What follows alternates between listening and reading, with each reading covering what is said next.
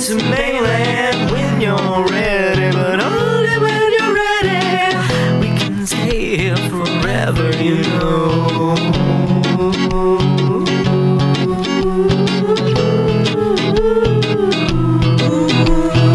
Everything'll be alright if you just hold my hand. We'll go very far and we'll return to mainland when you're ready, but only when you're ready. We can stay here forever, you know.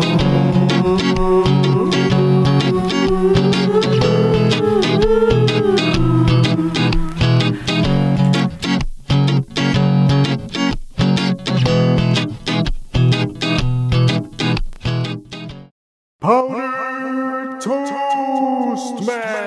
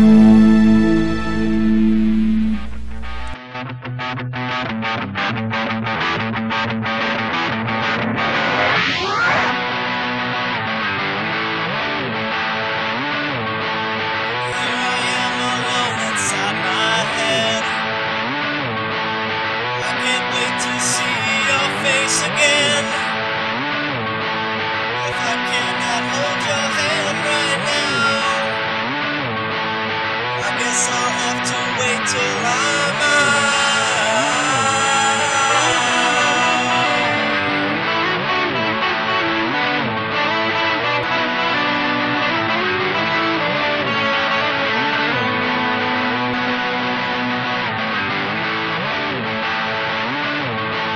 I will see you on the astral planes. Hold on tight, no need to be afraid.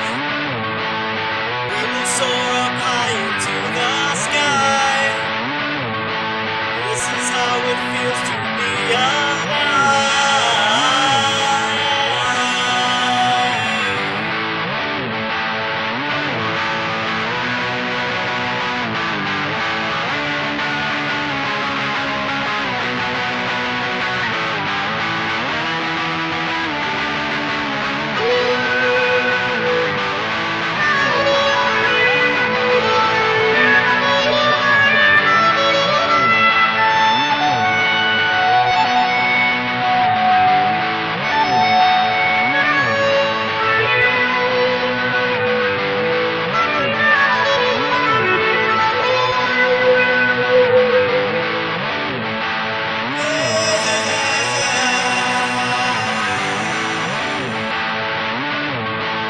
Open up your eyes and you will see. This is how real love was meant to be.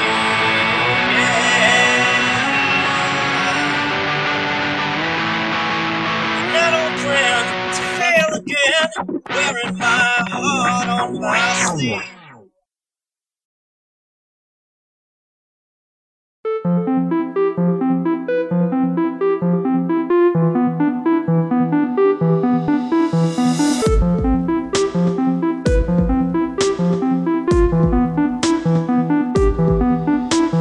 Dreams are reality. Dreams are our sanity. Dreams are what they're meant to be.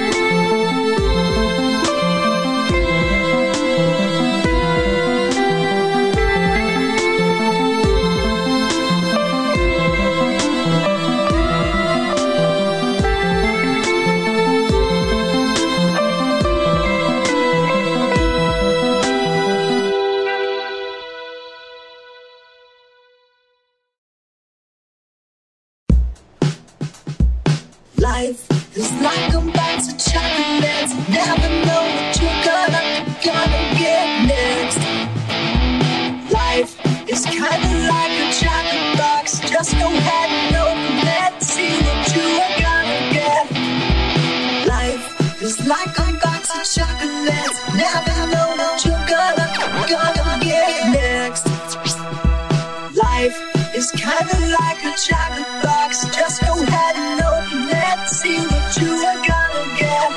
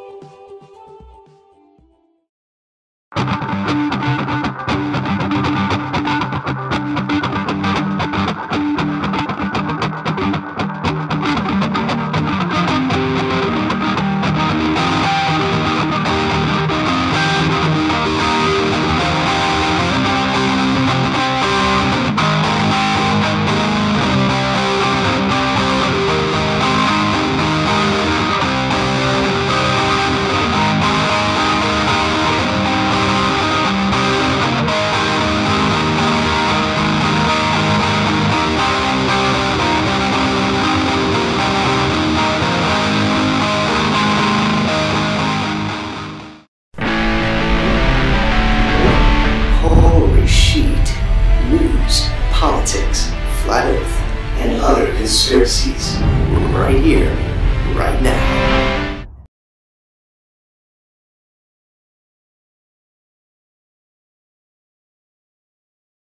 Hey everybody, how's it going? Hori here with another episode of the Hori Sheet Show.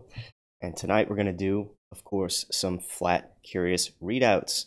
I know a lot of you are pretty excited about this.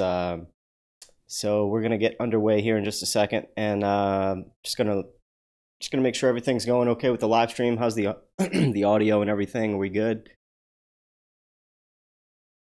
All right, because I have some mic problems. I had a couple of issues with, and it might still go on. So if you're chatting tonight, you hear a loud pop throughout the broadcast, let me know. I'd like to know when that actually happens. I'm trying to work out some technical issues, and once I clear that up, I'll be a happy camper. So anyway, we're going to go ahead and get started. I'm going to pull up the first readout here in just a second. And I have a new backdrop here that I wanted to show you guys. And there it is. It's starting. It just had a little issue. But all right. So the first one I have. Now I have these listed, there's 3 different ones. I have one of them that says bad, one of them that says the critiquer, and the other was done from an African woman from Zambia. So which one do you want to hear first? These are the readouts. We're going to do the video reaction after the first 2 readouts. So I have the first 2 readouts, then a video reaction, and then we're going to talk about some of the changes that I've been thinking about, or we're going to kind of brainstorm on what we could do. We'll talk about it, but anyway, do you want to hear the bad one, the big critiquer, or the woman from Zambia? Let's hear it in the chat. You pick. Cool. Everything sounds good. Shanna, how you doing, Shanna? Bling bling, you made it. I Spy, Nessa Lies, how's it going? Thanks for coming, everybody. The Rig, Astral Thief, what's up, bud? We are waking up. Glad everybody's here. You want to hear the bad one first? Good. I'm glad somebody said the bad one first, because I like to get the bad stuff out of the way. So let's do that. Here we go. I'm getting sleepy, says Shanna. Oh, Shanna, I'll hurry up for you. No. This is going to be about an hour-long broadcast if I can help it.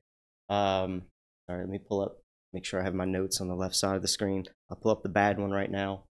And if anybody wants to know, this was done by Michelle Naidu, Michelleenaidu on Fiverr. That's the username.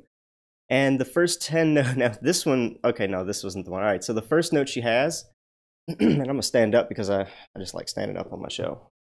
But first, you know, guys, you know horu by now. It's getting to be a sort of a trademark on the show. I can't start without cracking open that beer. Yeah.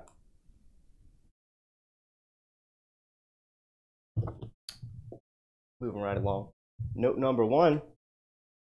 My first impression of the title is that it is a hoax. All right. There you go. Remember I asked for feedback here.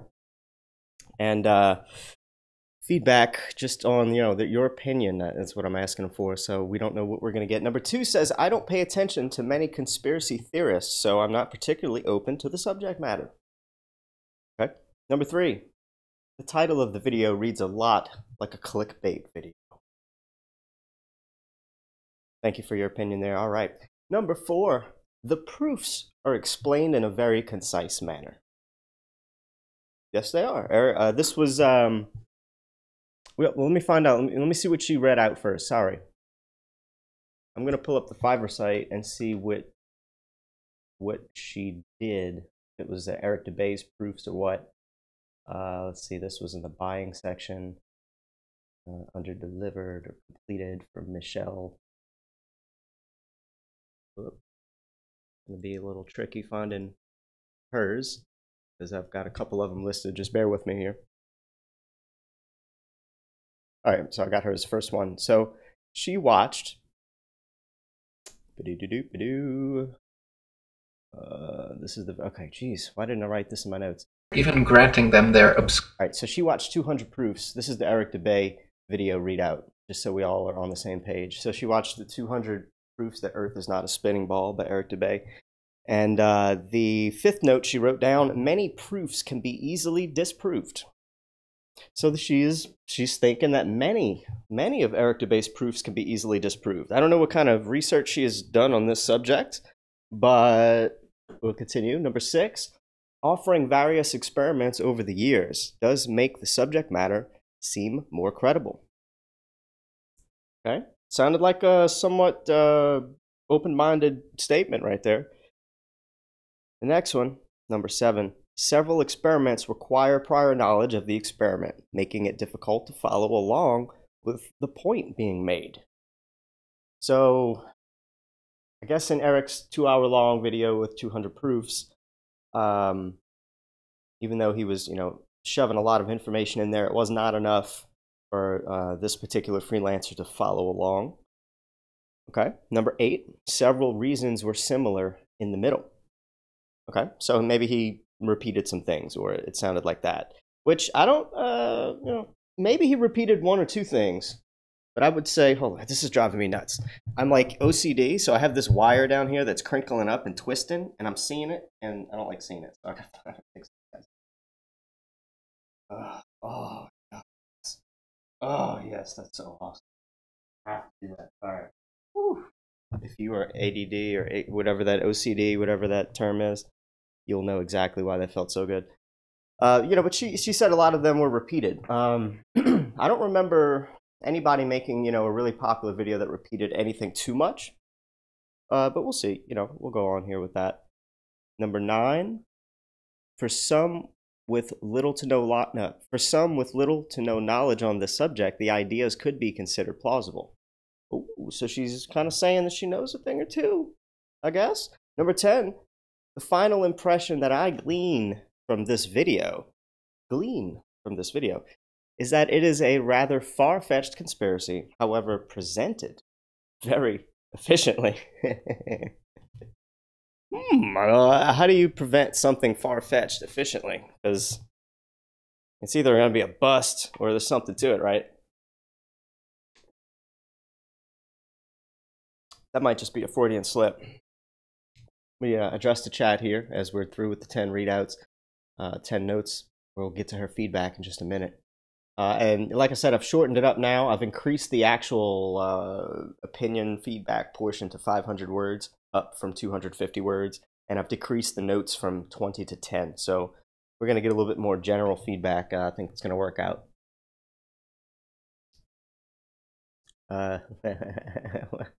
What did Shanna say? I'm getting sleepy because of the hypnotic backgrounds. Do you like that? LOL, the sound of fresh beer. You like? Yeah. All right, moving on. Yeah, I just made that background tonight, though, guys. That's just something I put together. I liked watching that hypnotic background, and I'll tell you what, if you blow the screen up full screen and you watch that, at least the middle portion, just keep your eyes like pinned in my logo, and I promise it's not some sort of hypnotic trance that at least I don't know of. But if you do that for long enough and you just watch it spin and then look away at like a plain colored wall, like a white surface or a gray surface, you're going to see some real crazy stuff in your eyes. If you've never done that, it's just the old pinwheel.exe animation that went around, you know, when I was little, and I found it. But anyway, let's read the feedback. She says, kind of lengthy. Looks to be over. Oh yeah. Well, I don't know. It looks to be over 500 words, but I'm gonna go with it. The flat Earth conspiracy theory has been in the limelight for quite a while now. Well, maybe she's heard of it. While I personally never pursued the matter, with the exception of a couple memes and interviews, I know there are many people who quite staunchly believe in this theory. However, for me, the simple fact remains is that most of the proofs offered by the speaker in the video, Eric DeBay, can be easily disproved with the help of science. Unless the speaker is willing to go on to the extent of claiming that science is as well a government-driven hoax, the flat Earth conspiracy cannot hold up substantially. Well, you know what? Just to pause right there. That is kind of what we're claiming. Science has turned into what we have deemed scientism, where math supposedly proves anything and nothing to do with reality at the same time. Another issue that I noticed was that the speaker seemed particularly interested in attacking the government or NASA, rather than just presenting his viewpoint and research. I haven't watched the 200 proofs in a long time, but that's an interesting thing to note. As a general rule, I dislike videos bashing people's... what did she say? As a general rule, I dislike videos bashing people's opinions, so I found it rather upsetting that the speaker would prefix most of his statements, including the government or NASA, with words like disgusting or something on a similar tangent. Okay? Despite these negative feedbacks, I found the subject matter to be quite interesting.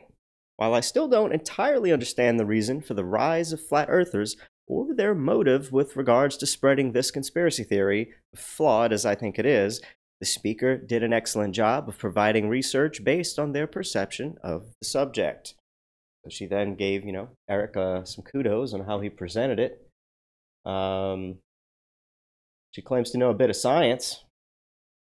As a fictional piece, I enjoyed listening and understanding what process the flat earthers were following. However, as a non-fictional video, several proofs like that of the horizon could very easily be disproved by the phenomena of ships appearing as though they were emerging from the water. Oh, and there you go. Her entire basis of whatever science she thought she knew rumbles down, and I'm going to repeat that one more time. As a fictional piece, I enjoyed listening and understanding what process the flat earthers were following. However, as a non-fictional video, several proofs like that of the horizon could very easily be disproved by the phenomena of ships appearing as though they are emerging from the water. I mean, I can't even facepalm that hard right now, and if I did, I wouldn't feel it because my lips are kind of numb. But seriously, I mean, you know, you got to let go your ego at some point. You know, this looks to be a pretty, you know, strong, intelligent person. And, you know, they can they're writing good grammar, and they took on this job for $5. So wherever they are, whoever they are, they know a thing or two. I haven't really seen any mistakes in their grammar and sentence structure, and I'm reading their notes. That's pretty good, really good actually. But it's just is not your forte, science. But you can be locked in that, in your own little bubble, thinking you know everything, because boy, you learned it in kindergarten.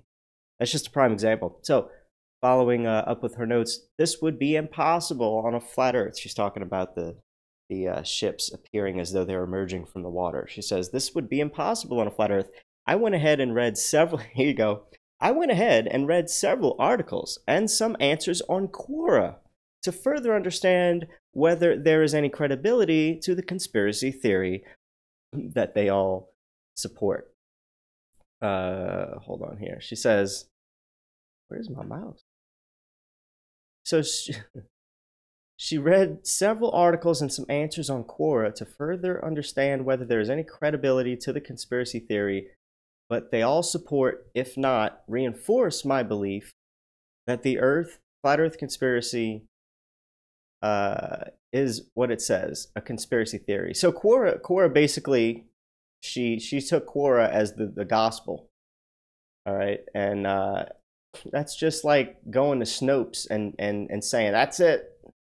Snopes said this about flat Earth. Flat Earth is a conspiracy theory. No. So anyway, she says, including a particularly interesting answer that completely disproves Mr. DeBay's proof of navigators and engineers who do not account for the circumference of flat Earth in plotting the best possible navigable path or while laying down new roads and train tracks. So she she's just she's just not doing all the research that you would actually have to follow up on to see that these are indeed true things. He's making real points that you can do research on and come to the conclusion that he's right with, but at first glance you'd think it's nuts, and that's what she did. She says, and yes, this belief and the answers and facts that I have come across could be cited as examples of government propaganda. But as a non-conspiracy theorist, I could not possibly imagine why NASA or the government would weave such an elaborate plan, going to the extent of involving scientific theories based on the spinning Earth, like gravity, which the video also believes to be a hoax. At the end of the day, my understanding of this video can be summarized with the simple statement of, the Earth was flat. Wait for it. Wouldn't we fall off it? Oh. So, oh boy, I sent her a message, all right, because that right there was this whole thing. I was like, I'm gonna address a couple of these things, and I addressed as much as I could out of this whole thing of notes and her whole everything. And after I addressed all that, her response I copied and pasted here in my notes, quote unquote, wow, that's really interesting. I'll definitely check it out further. Because I addressed a lot of the stuff, and I even told him, like, I'm not even, cool with the guy who actually did this video. It's not about, him bashing NASA and all that stuff. That's, if you just go look into everything, go look into this, go look into that, go look into this, go look into that, and you're actually going to find out that there's a lot more truth than you think, which is why a lot of us are on this path. And I hit a couple of good points in that little chat we had, and she said that she might look into it further. Never know. Not gonna say that she is, but you can't unsee everything she wrote about. That's gonna be in her head for a while. All that. That's what we're doing. Let me address the chat real quick. What are you guys up to? Are you enjoying the Hoary Sheet show? Look at that. Love it. I don't even know if it's still behind me, but see it in the live. She's Bling Bling says she needs to watch Glowbusters and some of the awesome interviews and research they've done. Well, there it is, the rub. We're all gonna fall off the edge. Yes, exactly. Yep, she's throwing kindergarten knowledge. That's exactly right, Total Cult. Bling Bling says she needs to see and know that NASA has been lying about everything since its conception until they until they know the flat Earth is too much to handle at once. Well, they're lying so hard. I mean, look at the look at the Tesla launch now. That was the most ridiculous thing in the world. And people are believing it. Like people are they bought it. Did you guys see the Pulp Fiction thing Mark Sargent put on his video, his channel today? You got to go watch that. Somebody put Bruce Willis in the spaceman suit in the helmet, and it was from whatever movie. I guess it was Pulp Fiction, where he's sitting at a red light, and I forget the guy that's in front. But you got to see this. They literally like dubbed all this in with the Tesla scene, and it'll blow your mind how easy that is to do. I mean, God, hats off to video editors like that. But it just goes to show you how easily this all could have been totally faked by Elon Musk. I mean, yeah, it's ridiculous. So let's move on. That was the bad notes. I also have the African woman from Zambia and her notes. And I also have the critiquer. Which one do you want to hear next? Let me know in the chat. I'm going to read the chat, and I'll stand here all day unless I have a vote.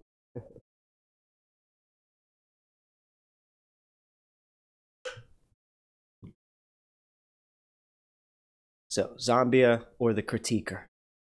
Which one do you guys want? I might have to flip a coin, and I really don't have a coin, so it's going to take me a while. You guys should probably just, vote on it. What's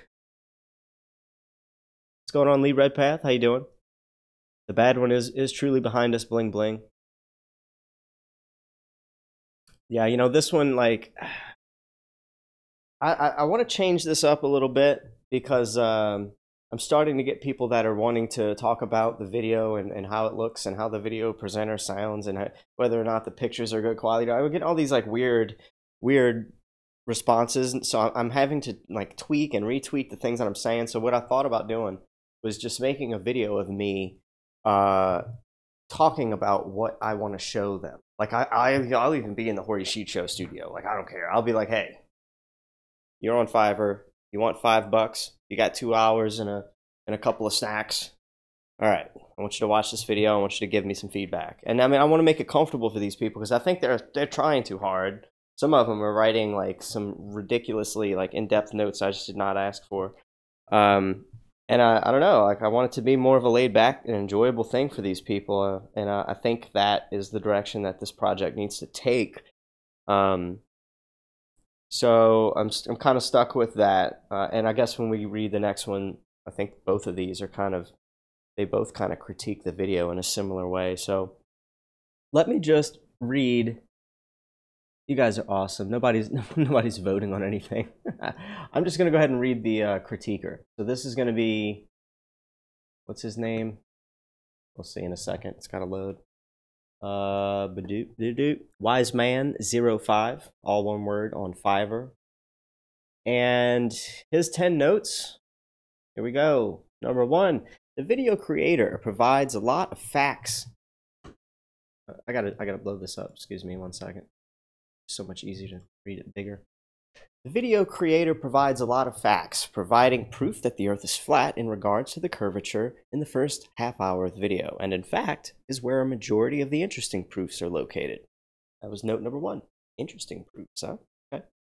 Number 2, however, it becomes apparent at this point, at the end of that half hour, the major flaw of the video, a lot of the points and proofs mentioned could easily be condensed down into other points. So he feels like things took a downhill right after 30 minutes. Okay. Number 3, following this, the video creature then went into an in-depth analysis into airplanes and how they don't follow the physics of the heliocentric model. Because if they truly were flying through 3D space on a moving ball planet, they should be either traveling further or faster than they should be depending on direction. That was a good note. Can't unsee that one. Why did he call him a video creature? Let me see. Let me see which one he did. So we were all insane. I think it's Eric Dubé's 200 proofs as well. Ooh. Yeah, he did. So he called Eric Dubé a creature. I like that. Number 4, By the end of the 45-minute mark, the video itself brings up a lot of evidence about how the size of the planet can't be what the heliocentric model is, simply because distances and logistics and other calculations seem to not take into account the curvature of the planet. Can't unsee that one. Nope. Go research into that one, buddy. Number 5, however, there is some issues with some of the proofs provided. At the 25-minute mark, the video makes a claim that flying from South America has to make connecting flights in Europe before flying to the Cape of Good Hope. In actuality, that's a business and political reason and not proof of a flat Earth. And there was another interesting one that came up. That was in the other readout. A woman that had a problem with one of the flights, and I forget which path it was, but it's a big one, Santiago flight. She was like, "Oh, I know the video claims that this flight doesn't have a straight path or a nonstop flight route, and it does because I live here in Africa and I've done it 4 times, and so some of the flight paths, maybe some of these people know a little something we don't know, and how would we, how are they going to bring that to flat Earth? I could pry into this with this guy, or maybe somebody else can do some more research.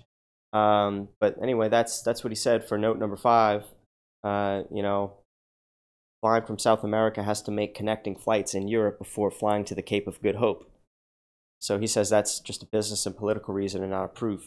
I mean, I don't know. I could ask him if he's got a flight path. If not, then he's going to have to eat his words. Number 6, at this point, close to the 1 hour mark, there's a lot of information about how the heliocentric model is wrong, mostly due to paradoxes in science that current scientists don't have an answer for, and how mathematically, if the Earth was spinning at such a quick pace, then water should be able to flow uphill as well as downhill, and how distances are always seemingly different. Not only that, but the horizon line isn't where it should be on a heliocentric model. Boom! That's a whole lot of stuff you can't unsee right there. This dude was listening. Number 7, unfortunately, past the 1 hour mark is where the video starts to repeat information or recontextualizes previous information given, repackaging them as different proofs that essentially repeat the same information before. Okay, all right. Number 8, by the 120th proof, the hour and 5-minute mark, he says, the video creator, now he didn't call him what he said a minute ago, the video creature. He called him a minute ago, so maybe that was a typo. He says the video creator started to question the sun's position above the flat Earth and suggests it's much closer to the Earth than the current scientific model suggests it is, meaning that instead of being at a greater distance than the moon and being up to 93 million miles wide, it's only several miles above the Earth and in a fixed position with the moon. Okay, well, he's taking in some notes about what we think about the sun, the moon, and the size and all that. So number 9, following this through, by the 132nd proof, the video creator eschews science and mathematics in favor of conjecture with no basis in scientific fact, falling to scripture and fantasy. The 132nd proof stating that the sun's rays and moon's rays are different, with properties within them that facilitate different effects, with nothing to back them up on this other than making statements. Swing! Do a little bit more research on that, buddy. You put a temperature gauge out in the moonlight, it's colder than if you put it out, in the shadowed moonlight, where there's, the moon's not touching it, but it's in the same relative area. The moon's light makes stuff colder. So yeah, a little bit more research. If they decide to do it, it's going to debunk everything they've said in both of these so far, and I hope they do. Number 10, continuing on, the last portion of the proof video is particularly interesting as it stands purely on conspiratorial conjectures rather than proofs to assert its statements, most notably in how it delves into Freemasonry and other such discussions. I'll drink to that, because you also can't unsee the word Freemasonry and all these other things you could just research. Just, if he just does it,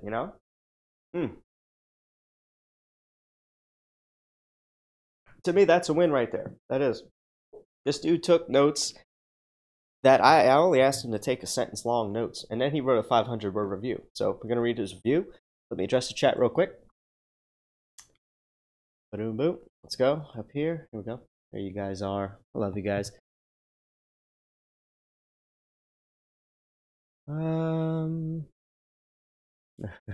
Test version is here. Wes Bergman has showed up. Adam Young, how you doing? How's it going, buddy? Adam. Oh my God, Hor, that was that was great. The Musk fiction. Yeah, you saw that? That was incredible. Hey, Wesley Stace in the Flat Earth News Talk. How's it going, buddy? Let me give some of you guys wrenches. Oh, that's funny. Oh, God, I was about to add Shanna, and it told me I couldn't actually do that. We didn't really hear what to vote for. Oh, that's okay. It's over. It's all over. Congrats on 2K subs, says Adam Young. Thank you, buddy. And on the 2K subs, you got a wrench. Enjoy your wrench, Adam Young. Shanna, honey. Let them sleep. Rude awakenings are no fun. People have jobs, says Test Vision.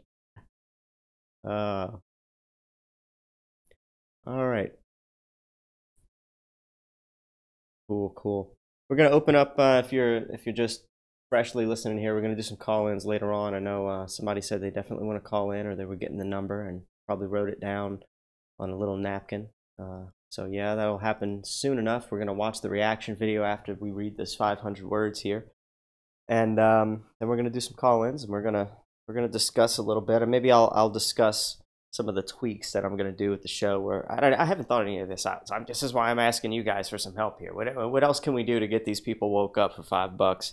And how could we tweak what we've already been doing? You know, I did one tweak with, doubling their feedback and having the notes that they were supposed to take. So that's one tweak, but looking for things along those lines with the current project, because one of them I do want it to just be watch a long-ass video, take a couple of notes, give some feedback, and that might be all we can do with that. And then the other one here that I'm doing, we're going to all see. I still haven't watched this one. It was hard, too, because I really wanted to hear what this guy was saying. I have not listened to it yet, and I hope it doesn't have any audio problems, but I took the video reaction, and I edited it really nicely for everybody. You're going to see, we're going to listen to ODD's, whatever video. I guess I'll have to check on that, but we're going to see what the guy was listening to, and ODD's video is going to mute out when he makes any kind of comment, and then it's going to come back. So we'll watch 10 minutes of that video, and then we're going to hear what he says. And it's all edited pretty nicely, if I must say. It turned out pretty good, and that's the format that I'm going to continue with that. So if you like that, that's just $5. I think it turned out good just in how it was edited. Whether he's thought it was ridiculous or not, I don't really know. I know some of the parts he said it was ridiculous, and some of the parts it looked like maybe he was saying, But here we go. The 500-word notes here for Wiseman05 on Fiverr says, so what to fully make of the video 200 Proofs Earth is Not a Spinning Ball video book and the claim that it makes? There's a lot that can be said while watching it, especially if you're the sort of person who gets into the discussion on flat Earth theory, either as an adherent follower of either the heliocentric or geocentric models, or a casual observer who occasionally discusses it. Mostly what can be said is that it was an interesting video to listen to, especially starting out, because it had a lot of interesting critique in regards to modern science and the current heliocentric model. It did provide a lot of proofs and suggested that there's something more to the debate than a simple "the Earth is flat" statements that instantly get dismissed, and that there's lots of things wrong with the current math that scientists like to tout as absolute proof to the ball shape of the planet. This is most notably seen in the first 40 minutes, where the video creator explains several paradoxes that there's still no answer for, and that mathematically, with how the current model is, the horizon line, seen from above, shouldn't be a fixed point at the distance, but instead the higher we go should curve downward. And in all honesty, the best part of the film was how it explained using math that planes flying around the world doesn't match what we currently know of the planet's rotation and rotational direction. That flying from one fixed point to another going west should arrive sooner than someone flying to the same location going east. That one, yeah, you can't unsee that one, eh? Not only that, but it also makes compelling cases in regards to the horizon line, he says, and how we can still see distances in roughly a straight line, whereas we shouldn't, because they should curve down past the horizon line that we can see. What he said, can see. Meaning that if we saw a landmark from a mile away, we shouldn't see it 100 miles away, and it being roughly the same shape. The same can be said of skyscrapers and other tall monuments and landmarks. Yeah. Yeah, that's a pretty compelling case. That's a pretty compelling... Wait till he hears about the, I think we saw the Isle of Man from the UK, and then we saw like Ireland from the UK. I have to do some follow-up to see if that actually is like still like solid proof. I mean, because that's one landmark is like 60 miles away. Like the Isle of Man from the UK is like 60 miles away. You shouldn't be able to see that. And then if we saw frickin' Ireland even further, is 100 and something miles away, 140? I forget the numbers, but oh my god, it's crazy. That's crazy. The last bit of his notes. That's not to say, though, that the video itself is flawless. In fact, it was sort of a little bit droning in a lot of areas. And as mentioned above, it started to repeat facts, figures, and statements later on that were just rewritten proofs, he put that in quotes, proofs of earlier statements. 200 proofs does not a theory... This might be a typo. 200 proofs does not a theory make, after all, and in fact... Most of the proofs can be condensed to perhaps 20 to 25 different proofs that were just spoken about at a different length.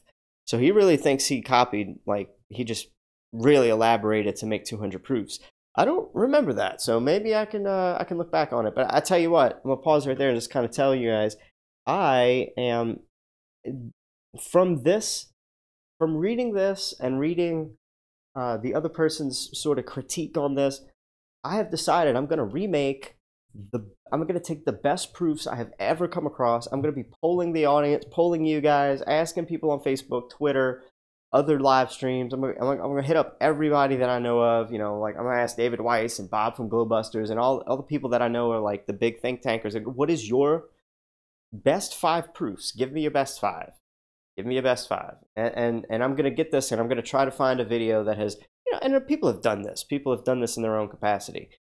But what I'm going to do is take all these, you know, video clips that might be proving this or that proof, and then play them, and then come back, you know, do a fade back to me here, standing in the Horu Sheet Show, talking about it, and give maybe sort of a more of a face to some of these videos, because it's either you're watching a mash of different videos and you're hearing a voiceover, and that's cool. I mean, it gets the point across, but I think some people don't know that they need some like other commentary in there, where I think if I take some of these proofs and come back in the studio and be like, all right, when I first heard that, I thought it was crazy.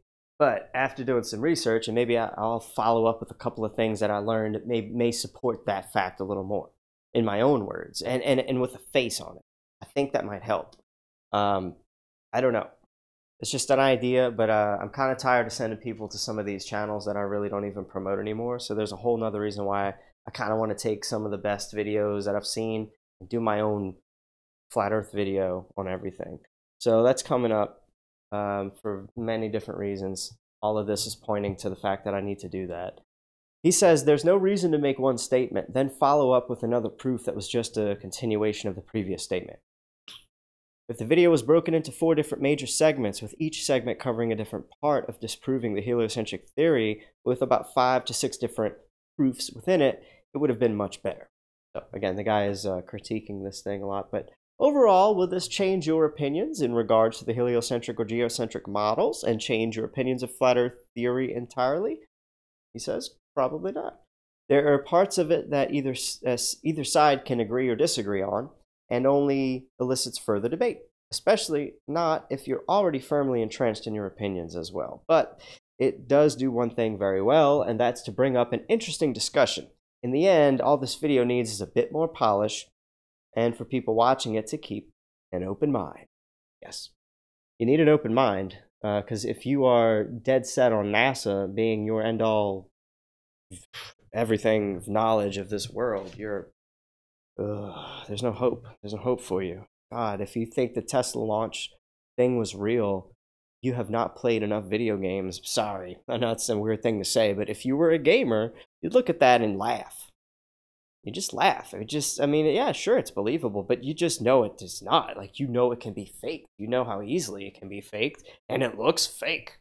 I mean, and then we find all these other flaws in it. The lights, the lighting is not matching this or that. There's glitches on the ball Earth when it's spinning around. The clouds are copied and pasted.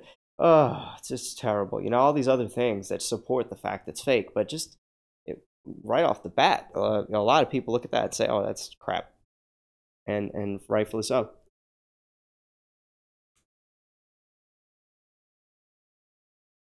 All right, so we're gonna go into the video reaction here in just a minute. Let me adjust the chat.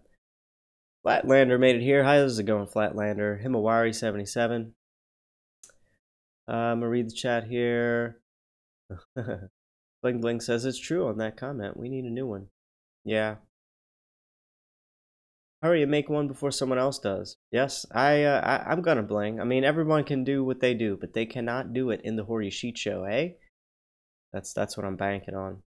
Just don't put that hypnotic screen on it. They'll think you're trying to hypnotize them into believing it. Yeah, I got you. I knew this would be a risky thing, Bling. But then again, I don't know. I don't really care what anybody thinks of me. That's just how I roll. You got to, really. Monty. She says Monty. Haha, I thought it was... Oh, no, Bling. Geocentric Love, how's it going? He says, most conspiracy theories are true. Bill Hicks isn't Alex Jones, but the main ones are all true. That's how I kind of feel about it, dude. There's a lot of stuff in the conspiracy theory land that you can look at, and you can think, oh, these people are crazy. Why would I ever watch another conspiracy video again? If you saw something on reptilians and realized that the reptilian creature blip that you saw on a news reporter, or whatever, if somebody was delivering the news and they happened to blip out in different places and look strange, no, that's a compression artifact. That's just something somebody caught with their satellite television and recorded it and crapped that out on the internet and said, oh, look, that's them shape-shifting. Seriously, people, there's a lot of things like that happen with video. You don't know why. It's just a compression artifact. And so you have to watch some of the stuff that you see in the conspiracy theory circle. I totally get that, Geocentric. Totally get that. Twin Serpent, what's going on? How are you two doing? I love you guys. I really do. The music is awesome. If you have not checked out Twin Serpent's channel, go ahead and check that out. Twin Serpent, please pop a link. Added you, gave you a wrench. Drop your channel link here in the chat room several times throughout this broadcast. Just drop it on every exhale if you desire. Love you guys' stuff. Love you too. Live flat smackings. I don't know if I wish I could see the screen behind me in real time, but I have to watch it on the chat, so I'm 20 seconds ahead. But anyway, you guys, let's do one more. Let's do the flat readout, flat video reaction. I'm gonna call it the flat reaction video. Let me do a little scene switch over here. And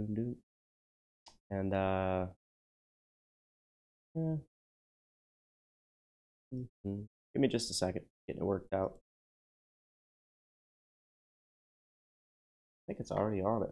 Just open it. So here we go. All right. This is the guy that did the he watched I forgot which one. Oh, he watched ODD's video. Well, I'll still have to go look on Fiverr to see which one. So let me do that. Tell you guys which one.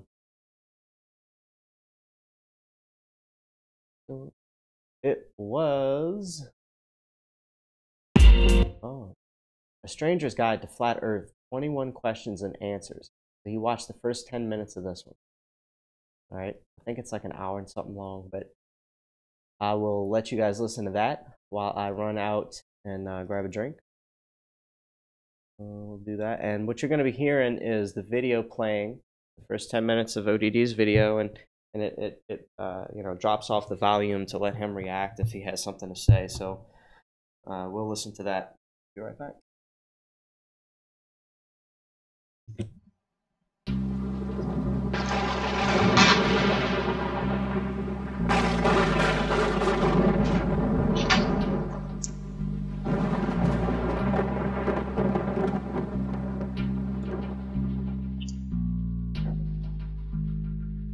So where is the edge?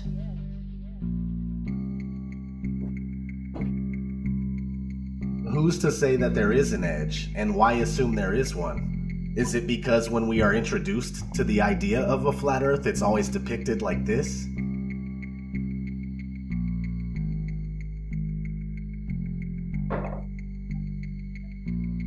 In the currently most accepted model, Antarctica is not a continent, but a 360-degree landmass made up of ice that holds the oceans within. When we look at a Gleason's map from 1890, So what he's watching is that, TV down there on the bottom. That's what he's seeing. practically correct, as is.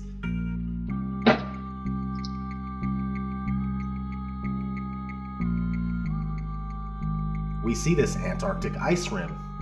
The Gleason's map is basically an azimuthal equidistant projection, which can be traced back to the year 1000. The AE map is also an official map of the United States Geological Survey, the USGS, and the official logo for the United Nations. The oldest known globe in the world is from 1492.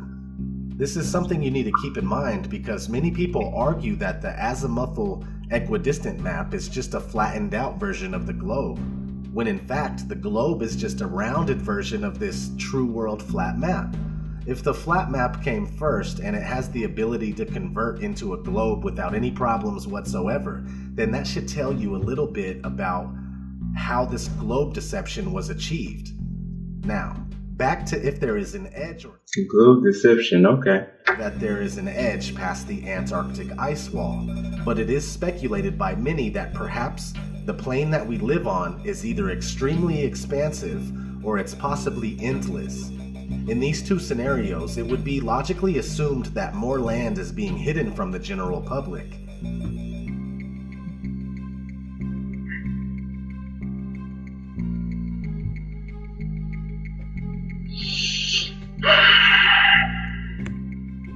He's loving this. He's loving it.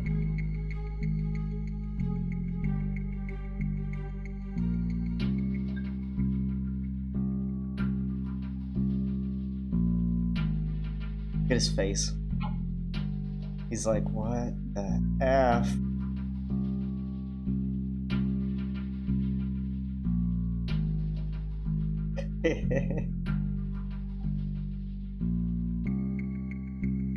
In a 1954 interview with Admiral Richard E. Byrd, an American naval officer who specialized in exploration, he had this to say.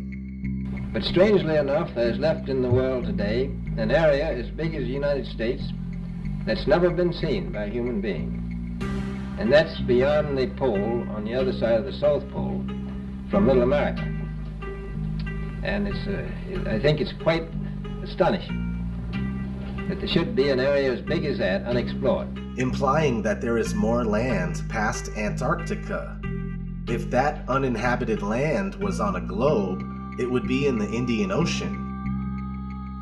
A recent discovery of an old Buddhist map in a newspaper from 1907 seems to support the idea of a vast plain with much more land.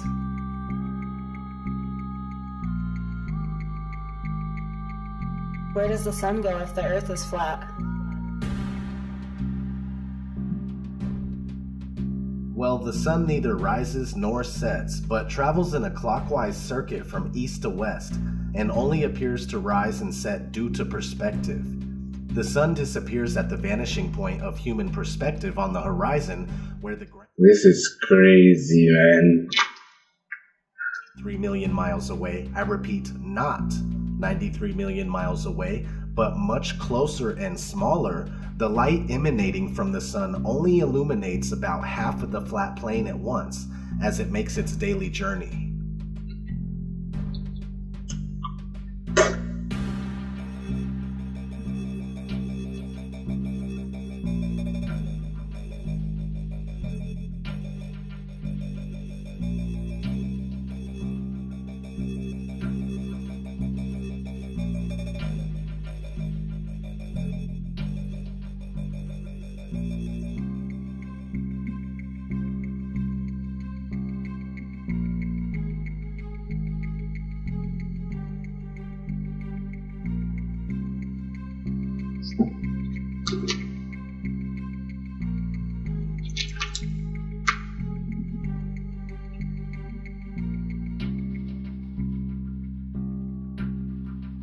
What's underneath the flat Earth? This is obviously an unanswerable question since the assumed edge has never been known to be reached, but many people suppose that whether the Earth is round or flat, that either way, it still must be floating in the middle of outer space. But the idea of outer space goes out the window with the round Earth theory. Many religious texts support an immovable Earth that has its foundations on which it is laid, and its pillars by which it is supported. We simply don't know, but we do know that the Earth is obviously fixed in place, as we can tell by our everyday experience of non-movement. What we see... Oh my god. Place may be, it's the center of all we survey. Some say that the Earth is the floor of the universe. In the ancient Hebrew conception of the universe, we are surrounded by the waters above and the waters below, known as the Great Deep. The deepest hole ever drilled into the Earth was a total of about 7.5 miles. The very core of the Earth is nothing more than wild speculation, if not another malicious lie. So what's under the Earth? That remains a mystery to us all. But another thing that you can research is what's inside the Earth. Multi-billion-dollar deep underground military bases known as DUMBs. D-U-M-Bs, right? That's dumb. Some boats disappearing on the horizon. This is also due to human perspective.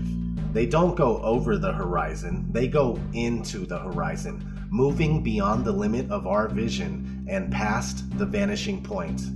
But the ships and boats are easily brought back into view with a pair of binoculars, a telescope, and any camera with a good zoom lens.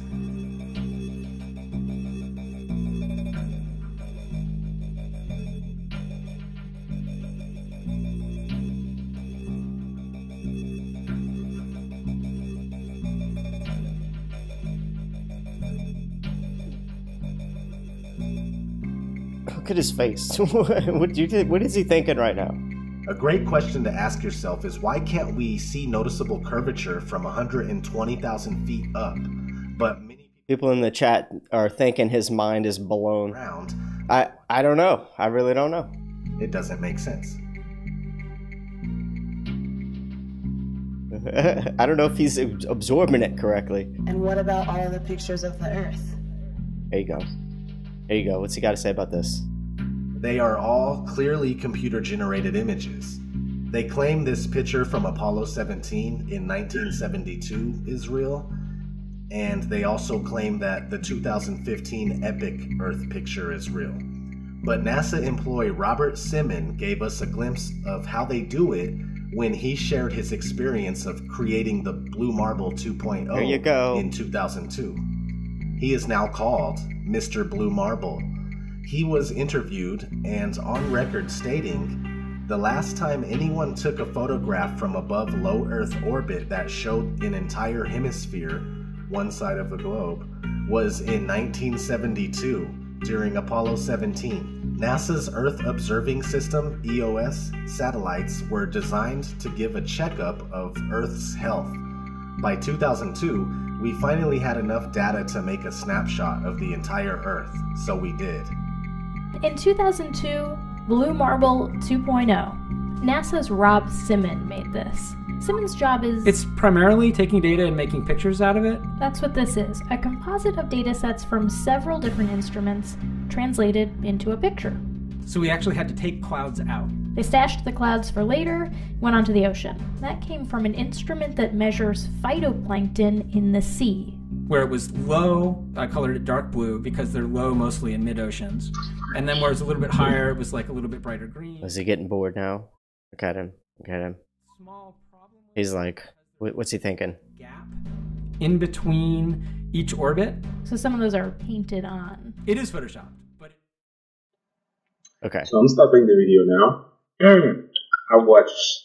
All right, so this is the part where he gives the feedback. So let me check out the chat real quick. What do you guys think about this so far? Some people are saying, Shanna says, this is so great. Somebody else says, it's interesting. I feel like a voyeur, somebody said a minute ago. I like to see the people's reaction. So a couple of you guys are really liking this. I'm glad. I think it's pretty interesting too.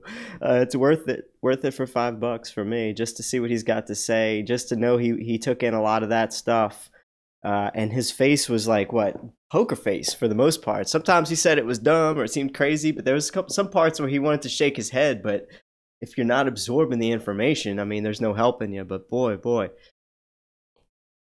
Lee says every 10 seconds the mic pops. Is anyone else experiencing the loud mic pop in every 10 seconds? Because I need to fix this, and it may be something to do with OBS. It may be something to do with my microphone. It may be something to do with my processor, a USB processor. It could be several things. So I would like it if someone just told me how often you heard a loud pop during my stream. Tell me right now if you heard it.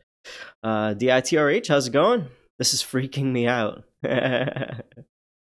Why is it freaking you out, David?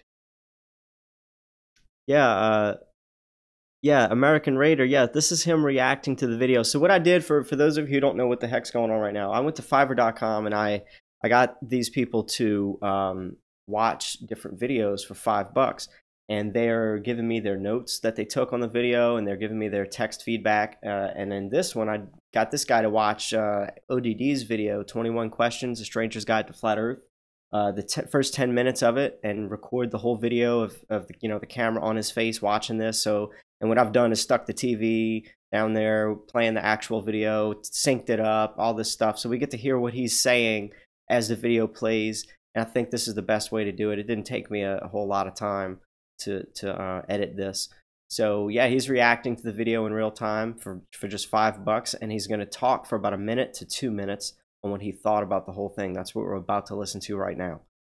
If you like what you're seeing, make sure you hit that subscribe button and ring that bell. And also, if you really like what you're seeing and what you're hearing, and you like this project, please copy and paste the link at the top in your YouTube window. Copy and paste this video to your favorite Flat Earth channel, your Facebook page, your Twitter, whatever you could do to support this. This is really changing people. We had, if you look at the Flat Earth Readout 1 or 2, I forget which one, we had at least 2 different people right now say that they're going to look into this, that it was totally interesting, it was totally fascinating to them.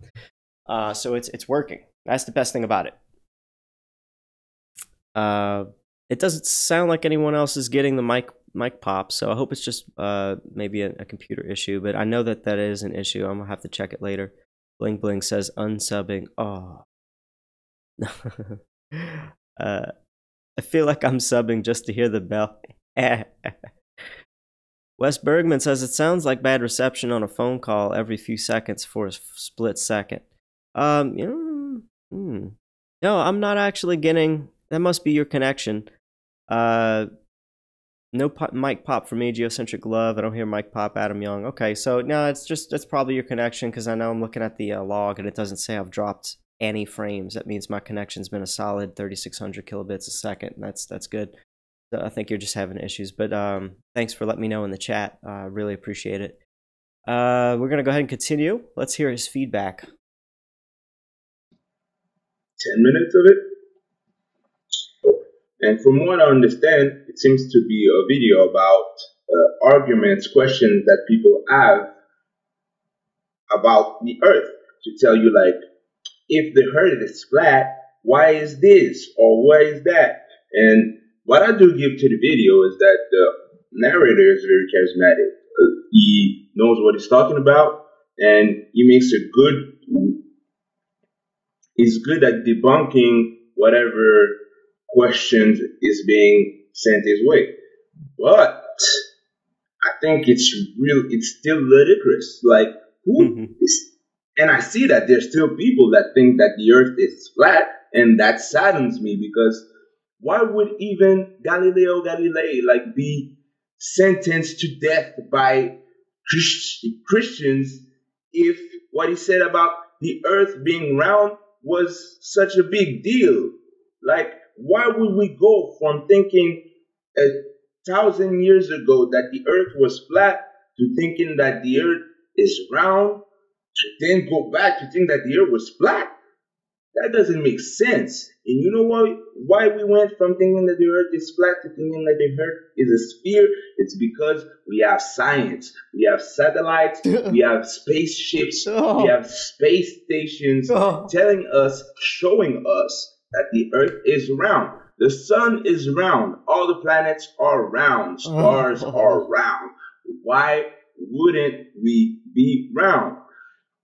We're not special. We're alive. We're human beings. We can think, but we're not special. There's nothing special about us. There probably is another civilization living out there in space, and they probably live in a flat, I just threw up in my mouth a little. round planet. Sorry about that. Oh God.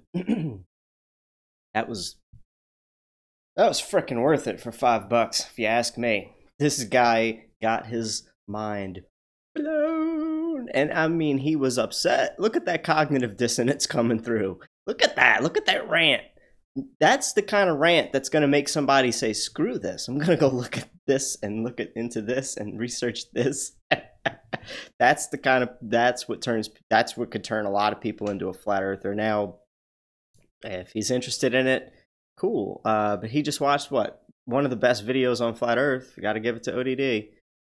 I like the work he does for flat earth when he's doing good work. And you know what? That was worth it to me. Thank you, Patrick Nash, for dropping that $100 donation not too long ago. So the 3 readouts that we just did here, the 2 text readouts and this video reaction, thank Patrick Nash. You're awesome. And we have several more lined up in the pipeline. So yeah, I ordered 6 of them recently. So another 3 are coming. I'll be done probably next weekend. Let's do some call-ins. I'm gonna go ahead and drop my number in the chat right now. I would like it if you wanted to call in and had something to say about flat Earth. Let's keep it flat Earth. Of course, UFOs or aliens. I mean, anything related to flat Earth, like anything. You can talk about anything. If you really want to call in and talk about UFOs and flat Earth, that's fine. And I'd like it if we could talk a little bit about what you think we could do with $5 when it comes to getting people on Fiverr to look into flat Earth. Do you have an idea of your own? Let me put the number here in the chat, and we'll see what people have to say. I need like a little thing that I can press to make some intermittent music pop on.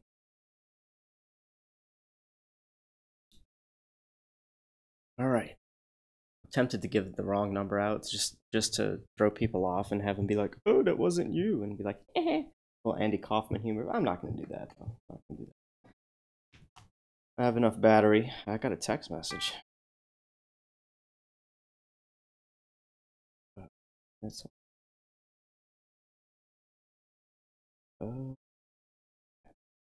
Yeah, you guys remind me I have to forward that text to my wifey. So, what up, Toto Cult? How's it going? You still in here? How's it going, buddy? Let's do it. If you guys want to call in, there's a number in the chat, and I'll give this a little bit. So, I haven't given it a whole lot of thought, honestly, about what we could do as far as a brand new thing for $5. From what I'm seeing here, the 500 words of feedback was a positive thing to change the 20 notes to 10 notes and get more feedback. That was a positive thing. I like the video reactions. I'm glad I did 2 of those. I ordered 2 of those. We'll have another one coming up. That's, yeah, I'm just kind of thinking out loud really at this point. I guess you can consider this hour and 17 mark the end of whatever content I had. So if you just want to call in and interact or interact in the chat, I'll be reading the comments from here on. There's nothing else that I really have to present, so you can consider it the end of the broadcast if you want, and we're just going to BS around a little bit. But yeah, I think there's a lot of potential to be had on a site like Fiverr, because you can really take $5 and push it a little bit, $10 even. People will do double. I mean, if they'll already just about move a mountain for you for $5, for $10 they'll just about move 2 mountains. I mean, that's what we're looking at. I thought about maybe I could put people get them to make a flat Earth sign and stand out in public, and just like I don't know. I wouldn't really do anything for flat. I'm coming up with ideas, and I'm drawing blanks. Somebody suggested to give somebody a couple of this was authentic intent, and I have to maybe pull up his notes, but I think he suggested go ahead and get people to take the top 3 flat Earth facts and film themselves telling them to their aunt or their friend and getting a reaction.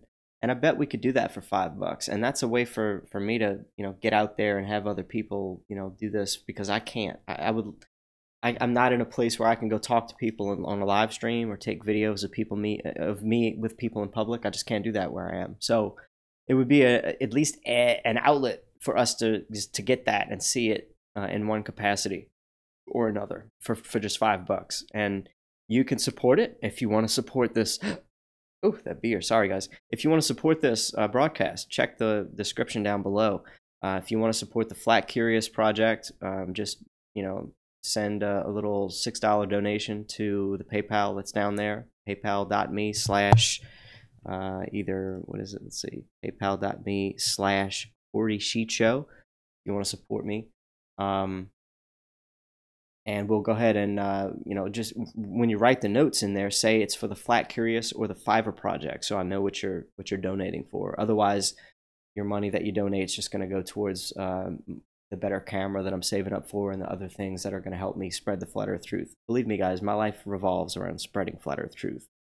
That's all I got to say. So anything you support me with, if you don't specify where it's going, it's still going to Flat Earth. There you go. Who's going to call in? The number's in the chat. Thank you, Scuba Dracula, for repeating the number. Go ahead. Somebody's got to call me here. I know you guys want to. Some of y'all have taken the notes. Some of you have taken the number down a couple times. I'm not going to say it on air just, because obvious. But I will copy and paste it here so I can at least type it a few more times. What else did I want to talk about? Let me check my notes. And yes, I do have a corncob pipe.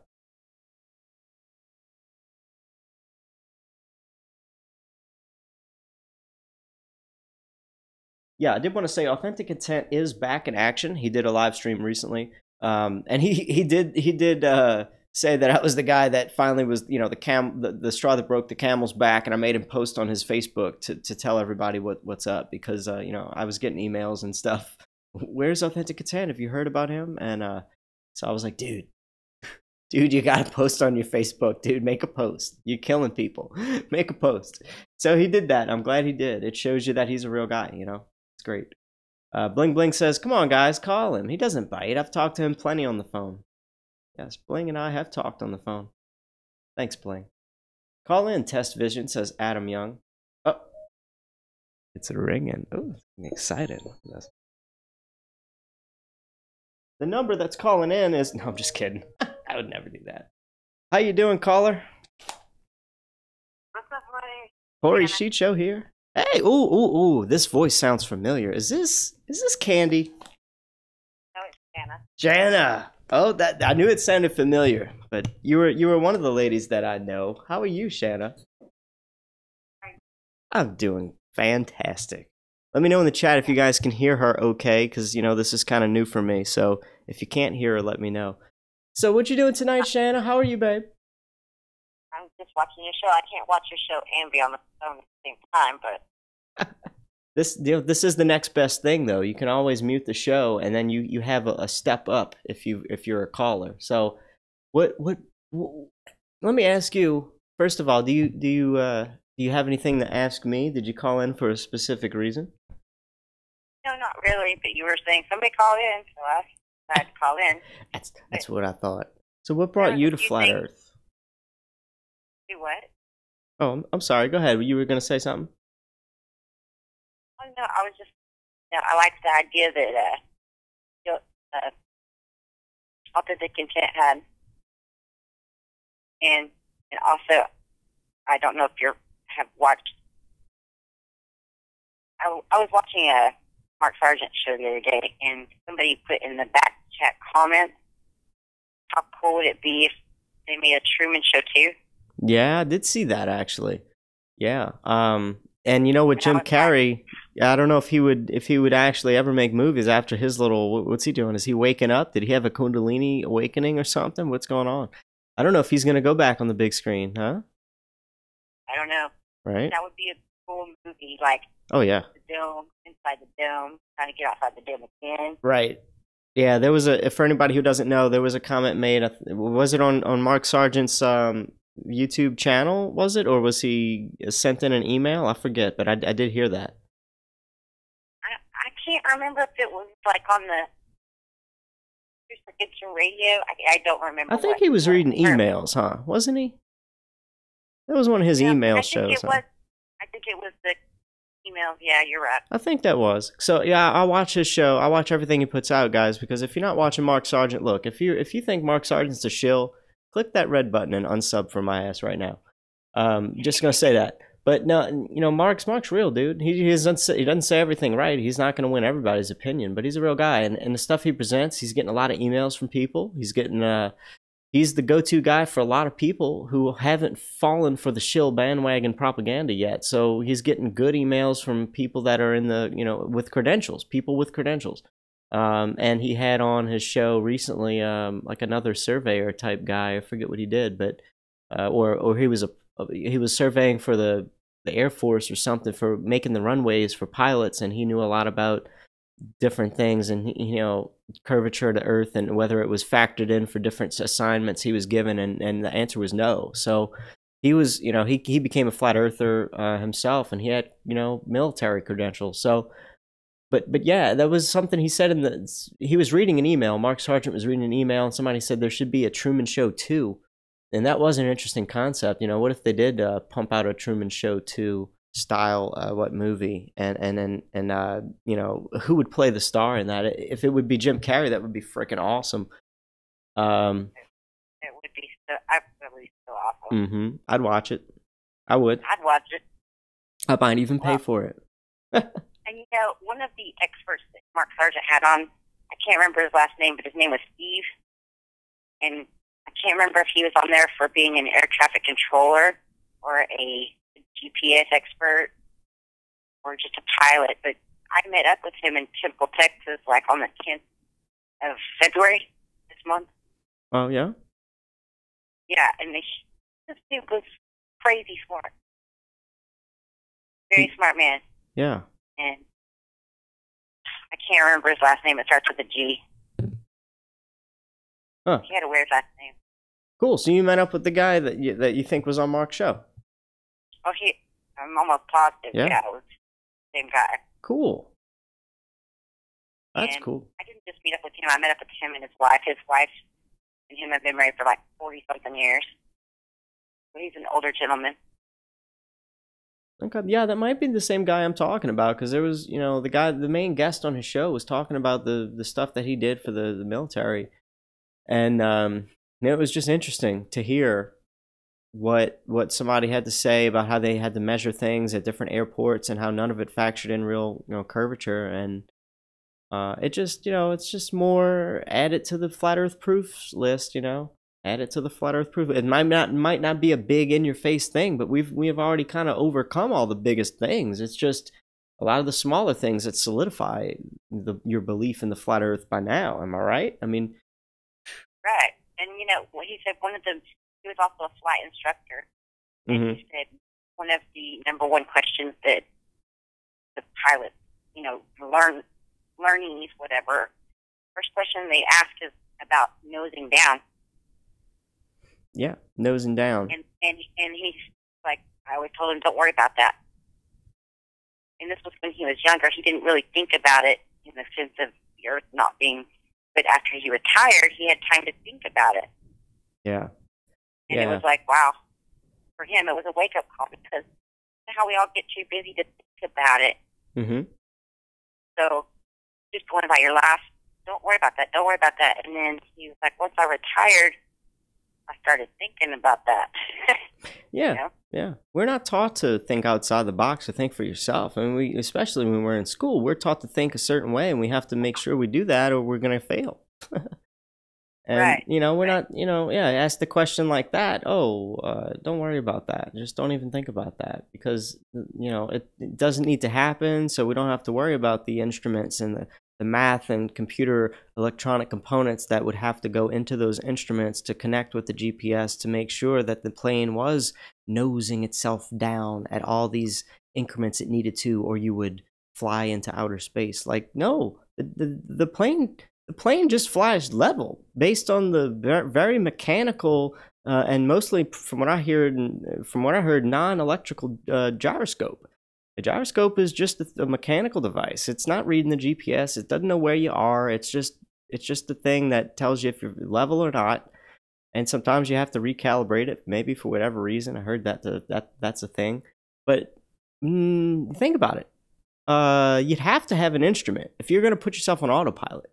Have to have an instrument. And if you're going to fly from A to B, it's got to A, know where you are, and B, it has to know how high you are at that location, or in order to make you, nose up or nose down. Otherwise, you're going to be thousands of feet, give or take, up or down more than you need to be on the flight. So, you have to so what do? You use your gyroscope to keep a level flight. Right, but the thing about a gyroscope, wherever you start it, whatever level that is where it starts, you can start a gyroscope at 45-degree angles and it will stay there. Right. But if you start it flat, where you are, and you flew over a ball, eventually it would be turning. Yeah, it would be upside down on itself as you reach, Yeah, yeah. So that to me is a lockdown argument for me. That's one of the biggest arguments for flat Earth right there, is gyroscopes. Totally agree. It was one of the things that did it for me. Find some videos on that to show these people the $5 challenge. That might be a good one. Just that one alone, huh? Yeah. People. Yeah, I have to consider some things, and I can hit these people with some of the biggest proofs and get them to talk about it. That might be a thing. Like, find the 3 or 4 biggest things that make you go, oh wow, oh geez, how do I back out of this one?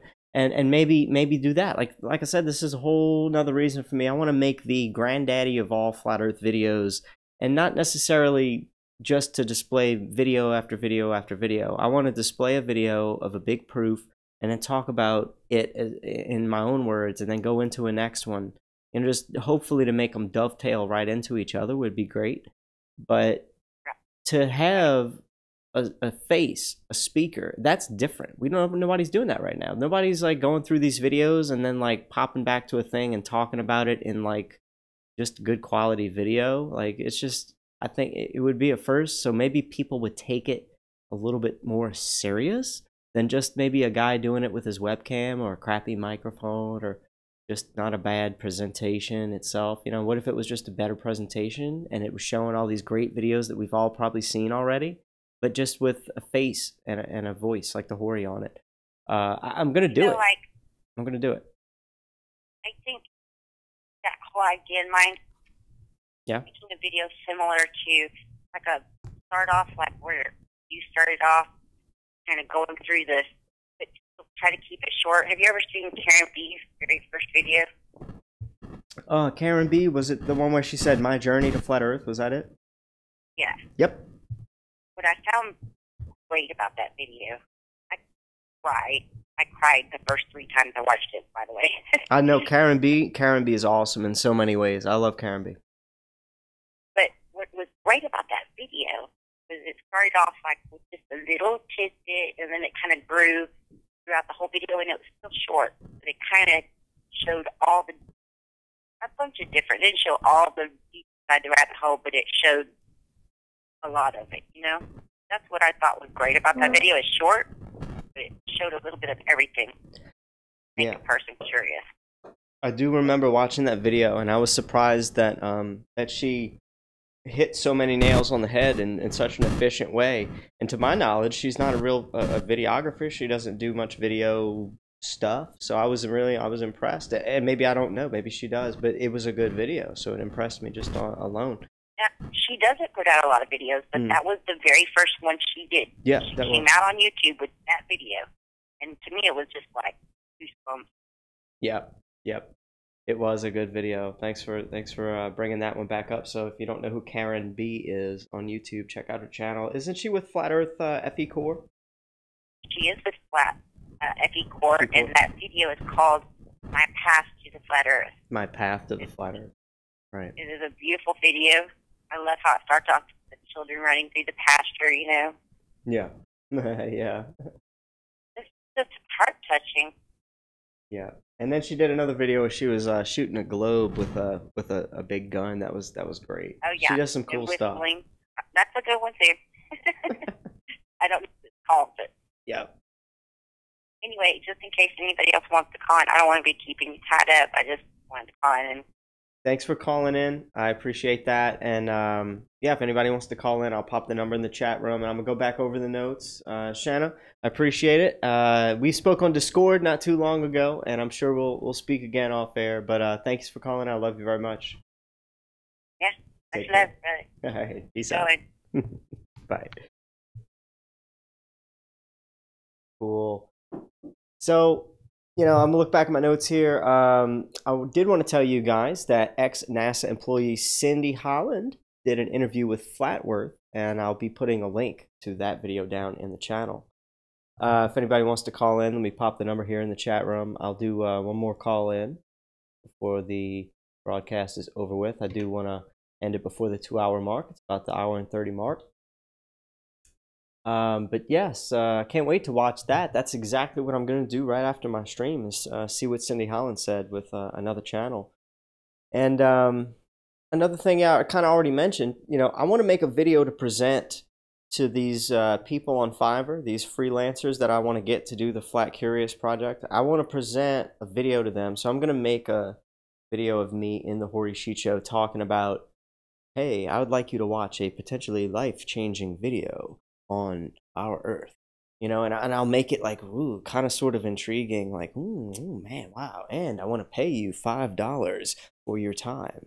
I just want you to write 500 words of what you thought about the video, how it made you feel, and that's what I want, because I think when I'm presenting this to people on Fiverr, first of all, I think they're a little too, like, I mean, I don't know if that's the right word for it, too serious about it, like they think that they need to like this is a research paper, like they want to make sure they get, like they're not soaking it in as much as they're trying to regurgitate what they, you know, like, you know what I'm saying? So I think if I put this video to them in a manner that's saying, maybe even, hi, I am Hori from the Horu Sheet Show. I've been doing 3 years of research on something, and I'd like you to take a look at the video I made. But then I don't want to say that too much because people might be like, oh, I'm getting paid from this guy. I don't want to like dog his stuff. Maybe he'll give me a bad review. So that's something else I'm worried about. I'm tossing this idea up. Got another call. Buenos dias, El Horu Sheet Show speaking. How's it going, man? Who's this? It's Orlando calling from Virginia Beach. Orlando from Virginia Beach. How's it going, buddy? What have you got for the Horu Sheet Show? I just wanted to say thanks for all the work you do, and also I ran into a pilot yesterday at the bar. Oh. And he flies for the military, and it was pretty cool because the dude was straight flat Earth. You know what I'm saying? Wow. Yeah, he's like for all the thousands of miles, you know, that he's traveling or whatever he said, you know, he's like, I don't have to do anything with dipping the nose down or none of that, you know? Yep. He put that together, huh? On his own? Oh, yeah, it was cool, too, because the guy I usually chill with up there, he knows what I'm all about, and he brought it up because I guess him and that guy had been talking the other day, and I was like, hell yeah, it's about time. You know, I'm starting to run into people that are awake and shit, you know what I'm saying? Yeah. Yeah. Dude, that's really cool. That is really cool. So did you get into like anything about flat Earth with him as far as more proofs? I mean, how was he like, yeah, I'm a flat earther because it's flat, or did he like look into it more and say he's a flat earther for more reasons? Like, how flat Earth? Like, what was this guy's thing? Well, he didn't like say the term. I don't even think he it doesn't sound like he's watching any videos or nothing, because he didn't say flat earther. But it was crazy, man. This dude was straight woke. Like, he was saying terms like the elite. And this guy was he was a black guy. He was pretty old. Like, he was probably like in his 60s or something. But he was talking about even flying planes. Like, and he brought up the Twin Towers and like how it's even impossible to have like tight adjustments with trimming, you know, whatever, left and right when you're going that slow anyways.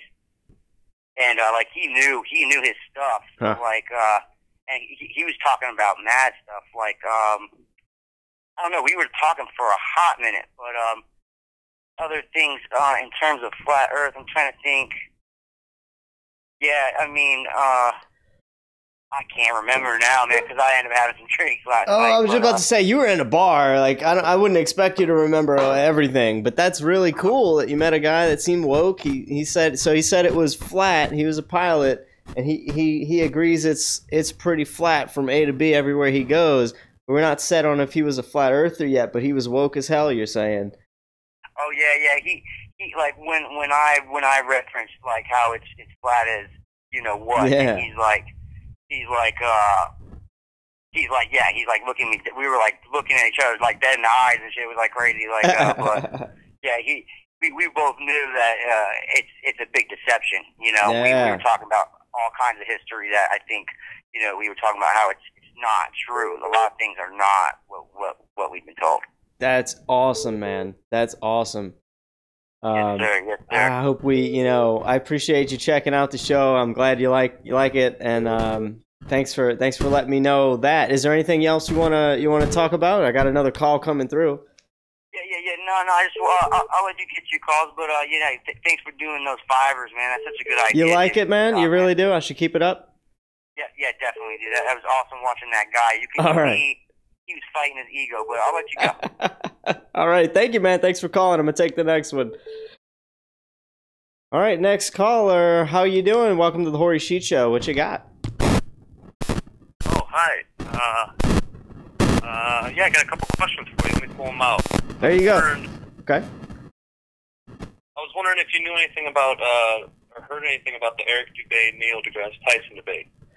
Okay, I did. I reported on this. Joe Rogan said it on his podcast. He said, and I had the exact quote, was that they were supposedly gonna do it, and I don't remember the date, but I haven't checked up on it to see if the date has passed. I'd have to look and see what the quote said. But no, I don't. To my knowledge, it hasn't happened yet. So Eric hasn't posted it on his page. I think everybody would know if he did. And what is his page? I noticed. I mean, after his got deleted, what is his actual YouTube page now?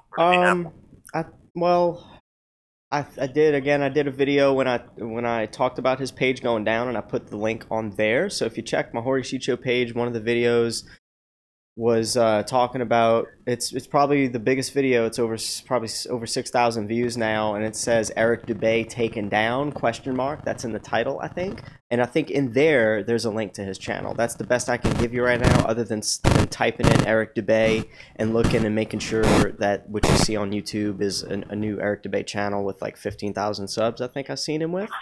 So I think he's back up. If you just type Eric Dubay, it'll probably okay. No, I think I'm probably subscribed to him. I just didn't know if it was a fake channel. Well, yeah, I get you. That's why I said that, if you look and see, I think it's 15,000 subs last I checked. Has he actually come out and said anything, like addressed him going down? Like, I haven't seen his face or him actually talking in a long time. Yeah, the thing is, you won't see it on his YouTube channel. It's on, and I don't peruse the IFERS site, but you know what IFERS is? It's like that. Yeah. I've been same thing. I've been on it before, but yeah. Yeah, there was a post on the he's forum. Posting on there more frequently than YouTube now. Well, that's his. That's kind of like if I don't want to put out a video, but I have info, I'll put it on my Hoary Sheet Show YouTube. I mean, Hoary Sheet Show Facebook or Facebook page. Like, if it's not too incredible, I won't make a video about it, but I'll still post it somewhere on my stuff. And I think Eifers is his way of posting random, you know, little back news info. Like, so I think he did say, "Oh yeah, I was taken down. Yeah, I remade my channel." But it was, honestly, it was almost like the people who were infatuated with him caught everybody else up on it way better than he did. So I'm like, yeah, it's just all weird to me. I'm not a fan of Eric. Weird, I like, you know. I mean, I don't know. I just figured he'd come out and say something. Well, that he didn't. That's what video of him talking. Yeah, that's what bothers me about it. You know, that's another thing. I didn't even think about it, to be honest. But just from what I saw in his forums, supposedly his own forums, like, he didn't even really give a proper explanation on anything. He just That's why I was wondering if it was you I got don't know, the same impression with Joe Rogan setting up the debate, and then I have zero clue. Yeah, there's a lot of funniness regarding his takedown, why he didn't come out and really give us a proper explanation what would happen. I mean, but I guess it was from his Hitler videos. You know, he made a lot of stuff talking about Jews and Hitler, and I, you know, from what I know, he got struck from a video from one of his. Well, he got struck around the same time that he put up a new Hitler video, so that could have been his nail in the coffin right there. Yeah. And that's all I know. But for him to not really come out and be like, yeah, you know, my channel got shut down, thanks for resubbing, you know, thanks for the support, anything like that. No, he didn't, as far as I know. And that rubs me the wrong way. I don't know. So I'm kind of new. I don't know, 6 months, maybe 8 months or something. Kind of been researching, but gotcha. And you say Mark Sargent is. You would think he's definitely not a shill. Are there any mainstream flat earthers that you would say are? Okay, here's Eric. Well, I'm glad you brought that up, and you put me on the spot so well, but I like it. I like it in this spot because this gives me a good reason to say what I want to say. All right, I don't want to bash Eric. Oh God, the last video I put up has got the most views on my channel because I have Eric DeBay and Flat Earth in the same name, and people are dogging me on it because I had something bad to say about Eric. Now here's what I'm going to say to your statement is I like everyone in the Flat Earth for the Flat Earth work that they do. I don't like some of the people for how they put others down for whatever reason. Whatever reason, whether it's to claw yourself up to the top or whatever, it's sick. So is Mark Sargent a shill? Now this is what I think about Mark Sargent. I have watched Mark Sargent probably from the get-go. I think Flat Earth Clues, him, and when I watched his video, it turned me more on to Flat Earth than Eric's 200 proofs because I didn't really like the 200 proofs video. I watched some of our other works that Eric did, and I thought it was better.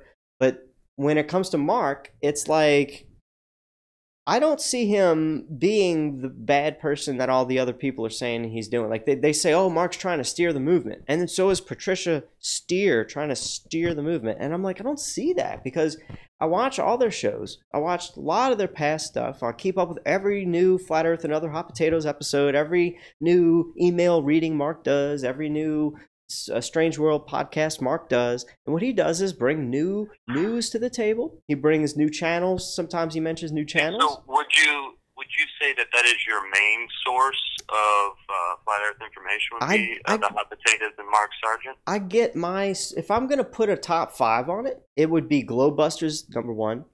It would be Mark Sargent #2, just because everyone comes to him with the newest news. So I get stuff first. Just follow his YouTube channel, and that's all of his info, or his YouTube channel is. What are your top 3? Biggest resources for Flat Earth? There you go. Yeah. It's Glowbusters. It's Mark Sargent, and if I'm gonna put a #3 on it, it's either gotta be a cross between a Flat Earth and Other Hot Potatoes because of what Patricia and Mark both talk about. So it's kind of like still saying Mark there. And I love what Patricia does as far as introducing me to new channels like Sun and Moon Group, new channels like Authentic Intent, I think, Carly Sunshine. Like she's talked about a lot of our, even my channel, I should be on her show as soon as I can schedule it, but she introduces me to a lot of new channels, and then if there's a number 3 or number 4, it's either her show or whatever new channel she has introduced me to. So I got to put her at the number 3 spot, just because that's where I go. If I'm not already getting my info from Globebusters on every, you know, Sunday live show, I'm going to Mark for his Strange World Tuesdays. And if I have anywhere else to go, I'm not finding much new info. Maybe if I hit the Facebook and something comes out that's fresh, but still, Mark's going to hit up on it on his next Tuesday show. Are there any like younger, or not younger, but earlier, newer, I should say, up and coming like bloggers or anything on it, or people that are doing like different twists, kind of like what you're doing, filming actual reactions? I think that would be one of the biggest things is showing the awakening process. I'm actually seeing people going from, no, you guys are crazy idiots, to seeing like, oh, wow, this makes sense. And then, oh my God, now I'm a flat earther. I don't think that's been demonstrated in anything yet. You're right. I think I might be hitting on something that we don't get on the regular. We get people like Authentic Intent, which is a great channel. He's just starting to do his stuff again. You wanna pop on over to Authentic Intent's YouTube and see, he does live stuff. He'll get on the street and talk to people live. Also, there's and I don't like, this is another one I don't like to promote, but it's Dell from the Imaginary Curve, and I don't like to promote him because he hates on people that are making money on Flat Earth. He thinks it's terrible. I have my other beliefs. Other than that, his work on Flat Earth is fantastic. And yeah, as far as like seeing people's reactions to Flat Earth, I might be the first one doing it as an ongoing thing, because I think the first one that we did tonight on the show was really good, so I'm gonna continue it. But yeah, I don't know anyone else aside from the people. There is one other person doing street quote unquote interviews, and that's, well, Ernest Pearson is a guy. He's another one that has his signs out, but I don't like to promote him too because he kind of makes everything look a little crazy. He might be a good guy and have a little more research to do with him, but I like to promote channels that make Flat Earth look presentable, and can't say that for a couple of people right now. So, but I will say Ernest Pearson. There's another guy, I don't know what his name is, but he did his stuff in parks. He would introduce Flat Earth to people, kind of like Authentic Intent does, by catching people walking in the park. But this guy was an Australian or English accent guy. If anybody in the chat can tell me who it was, pop it in there. But there's a few people doing the street activism. You might like that street activism stuff if you like the reaction video that we did tonight. Yeah, cool. Yeah. Anything else you wanna talk about, or did you just discover me from the live stream tonight, or have you followed the show? Yeah, I think I came across you a while back. I think I saw like one of your shows. It might have been, just for a few minutes. I just throw it on like when I'm going to bed or something. And cool. But yeah, no, I mean, I think I watched one of your shows, and I don't know how many shows you've had. I think this is the first actual live one I saw. It was live, and I was like, oh, that's cool. And I saw that. Yeah, cool. Call in, so I figured I'd call in and ask you a couple questions. Cool. Thanks for calling in. Do you have anything you want to plug? You have a channel or anything like that? No. Cool. Yeah, no. I'm just wondering, what else, like, I don't know, because, I mean, obviously I know all the people you were talking about. I was just wondering if there are any other, like, resources that, have the news or anything that's, just not in my flow that I already have of information coming Gotcha. Yeah, I'm a Globebusters, Jaronism, Mark Sargent, Patricia Steer. I mean,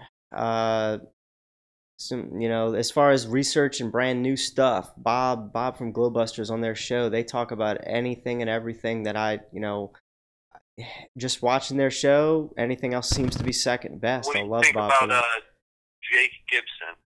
Jake, you gotta ask me about Jake Gibson. All right, I did promote him at one time on my show, and that was before his ego blew up like the frickin' Goodyear blimp. When he went on his road trip, and he got money for going on his road trip, and I even supported people saying, go donate to him for his road trip. Then after that, it's like he just started, like, he discovered all of a sudden on his own that the AE map was suddenly the complete wrong model, and he put out a video that everyone else is a shill who thinks the AE map is true, and I consider that a division. And once you, in my eyes, divide the Flat Earth community, you're out of my promotion. I don't talk about you anymore. And then what did he do directly after that? He like crapped out on his everything. He's like, oh, I'm just not even going to be Flat Earth asshole. I'm going to be Jake the asshole. So I'm like, yeah, that's more fitting. He's not, he's a real Flat Earther. He thinks something's wrong. Is he a good steward, a good channel to go to? Well, A, he's not bringing any new research. The only thing he's doing is looking at videos like Vsauce's videos that debunks flat Earth, and then he's coming up with all the reasons why Vsauce was wrong, and I appreciated him for that, and I thought that was great. Nobody else is doing that. That spot's now open again, in my eyes. Is anybody creating a database of kind of proof, something that people can see from like more of a bird's eye view? So it'll show the proof, then you can probably click a link to get further to show that. Well, here's what I know on that: stoplookthink.com or .org, whatever one. That's a website that's really organized very nicely with good videos and top proofs, and I know it's well maintained. Then Jaron said that he started a FAQ somewhere where he got recently asked questions and started to put like an answer log to them and best video resources to all the best questions. And I don't know what the link is, but you might want to check up with maybe him. Like you could post that, because I feel like that would be, you know, if you're going to start getting more and more viewers on your show, like if you post like, you know, the most notable links that you rep or like that you think have the best flat Earth research or, you know, information, you know, if people could just easily click that, I think that would be pretty. Yeah, I want to start doing, you know, sort of like the old thing that I did was the Hori Sheet Show, where I would talk about every good channel's new video that they put out and just kind of talk a little bit about them. I want to bring that format back. I can do that at any time. Yeah, I feel like you almost need to like create like a superhero group or something, you know. Yeah. Figuratively speaking, with all of the, you know, some of these main YouTuber guys, you know, start connecting with them and start sharing each other's links and start sharing, you know, really good information like that, because I feel like that would kind of open a lot more eyes that way, you know, sharing more each other's. Yeah, the thing is, people are doing their own thing. Like every major content creator is doing their own thing, and they might have a few people that they really network closely with, like, you know, Bob and Globebusters with Jaren and Eru, like they're networking there. And then you got some people that they're also doing their own thing, but they seem to have gone rogue. I don't want to mention any names, but we've already talked about two people that have considered, like, wherever they got to, they started putting everybody else down. And I don't, you know, I think it's a time right now where people could get in on this. People, especially videographers, people that know photo and video editing, and people like myself, like Flat Earth is just on, like, you can just do quality work and hit good points and go and to really help change the world and in a better way, especially if you've already done the work to destroy your ego and you're not trying to do it for any other reason than spreading real truth.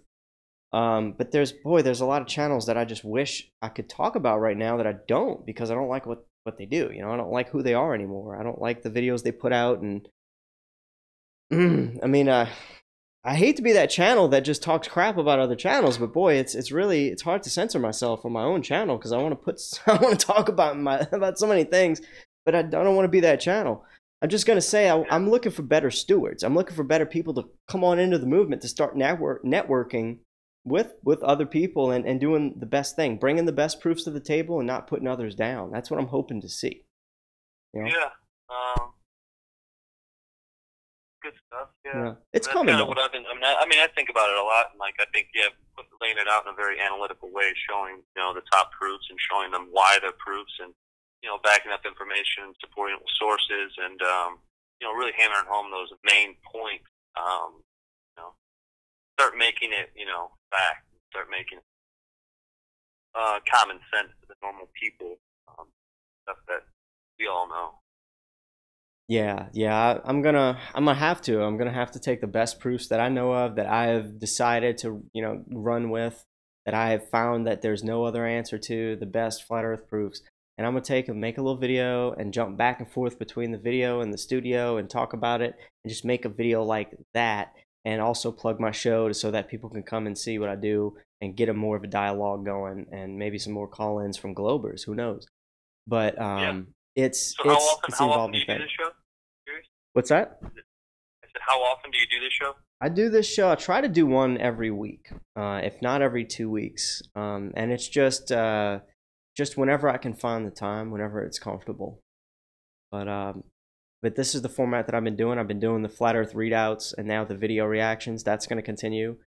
And if anybody drops a better suggestion, I'm going to go ahead and add that to the lineup. But my whole goal is to new people up to Flat Earth. When I first started doing my channel, it was to do the Flat Earth Digest. Have you watched any of those? No, I don't think so. All right, so that when I did the Flat Earth Digest, that's when I was covering all of the Flat Earth channels that I knew of, that I was getting my research from. Hey, Bob from Glowbusters in the chat. How you doing? Just talking about you.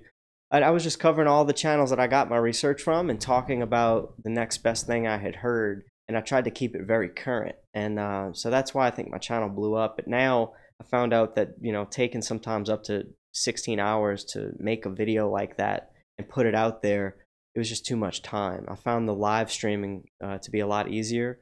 And I started doing, again, my own thing with the Flat-curious project. So I do want to get back to what people really need. There's still a need. Like, for you called in, you asked me, what's your top 3 channels that you'd like to go to for Flat Earth research? And that's what I was for the community. I was giving you brand new channels to look at. Their newest video that made sense or made a good proof point, I would give you that channel. So a lot of people were coming to me for the newest news, for new channels. So watch some of my older stuff. You might discover some of these newer channels I don't talk about anymore, like World History Official is a channel that, it sounds like a weird name, but they do a lot of good research. And it's even a robot voice channel. I hate robot voice videos, but the guy does World history what? I think it's World History Official, if I'm not mistaken. And you know, watch some of his stuff. He really hits the nail on the head. Really obscure channels like that can make an impact on your belief system, I'll tell you. But watch some of my Flat Earth Digest videos. They're way better than the live streams I'm doing, just because of the canned laughter and all the random junk that I add in there. But it does show you new channels and maybe introduce you to some stuff you haven't seen. Okay, cool. Yeah. So any other documentaries or anything? Scientism Exposed. Seen recent? Have you seen? A lot of the stuff I've seen is like, you know, a lot of the same videos chopped up and put in different ways. Yeah. You know, I mean, trying to absorb new information, but I keep on falling over the same stuff. That's why I just kind of wanted a different stream of information, kind of alternative or new up and coming YouTubers and whatnot. So right. That's how I obviously came across it. Okay, well, I'll leave you with this, and I'll take this next call. Scientism Exposed. Have you heard about that? I do not recall. All right, check out Robbie Davison. Actually, I mean, yeah, I'm almost positive. I've seen, it's a documentary about scientism and how it goes against, like, the dogma and how it's, like, not real science. Right, that's Scientism, and they made a number 2. If you haven't checked the sequel out, check the sequel out. Oh, there's another one? Yep, number 2 came out. Okay. All right. Thanks for calling in, man. I appreciate that. All right, thank you. You take care. Hey, next caller. How you doing? Horu Sheet Show here. What you got? Hey, Harry. How you doing? Hey, buddy. Who's this? It's Larry. Larry. How you doing? Larry Stevens? Oh, yeah. It's me. I got it. Nailed it. What's up, Larry? How's it going? Yeah, it's me. I saw you live, and I wanted to jump in. Yeah, what's going on? We are, we just did the, I don't know if did you just join us, or have you watched it from the beginning, or what? Well, I just saw you on, and I joined in, and I was like, hey, I have the number, and I called. Oh, Larry, you know what, Larry, I'm so glad that you called, because you know what I have for you, Larry? You're going to love it. You're going to get to host. You're going to get to host the Horu Sheet Show for a total of like 15 seconds while I go grab a beer. How do you feel about that, Larry? Can you hold down the fort? Oh, man. Oh, don't do that. No, I can't do that. No, it doesn't work that way. No, it doesn't work that way. Come on. It's okay. It's okay. Larry, don't panic, Larry. Don't panic, because I'm going to do it anyway. And if you want 15 seconds of silence on the show, it's your fault. Be right back. Okay. Oh, well, that's, okay. By the way, welcome all, and hello all, and I've known Harry for a while, so, yeah, we'll just keep on going on, just doing our thing, type of thing. And for those of you that think the Earth is spinning, it's a spinning ball or anything else, you know what? No, it's not. And even though my friend in the background believes it's a spinning ball, be quiet. I didn't ask you. No, I didn't ask you. Oh, I'm back. Don't worry, I won't torture you that long. I'm back. No, it's all right. No, it's all right. That's all right. I have a friend here, Harry. Her name is Jody, and she believes it's a spinning ball. Oh. Yes, I know. She really does, and she doesn't. It's okay. It's okay, though. A friend believes spinning, and Zula One was going to join earlier, and might be joining soon. You know what, Jody? Why do you think it's a ball? Okay, well, that's a good answer, actually. What'd she say? No, I'm not interrupting. No, we're friends. We're friends. Don't worry about it. No, don't worry about it. No. She still thinks it's a spinning ball. I tried to tell her it's not spinning, cannot feel movement or anything else, and she does not quite get it. I'm not sure how many fireball shots I have to feed her to realize that she's spinning. We'll continue. Anyway, moving on. So, oh, your friend, I feel really bad for her illness of cognitive dissonance, but I urge her to watch the 6 to 8 months of research required to change her belief system.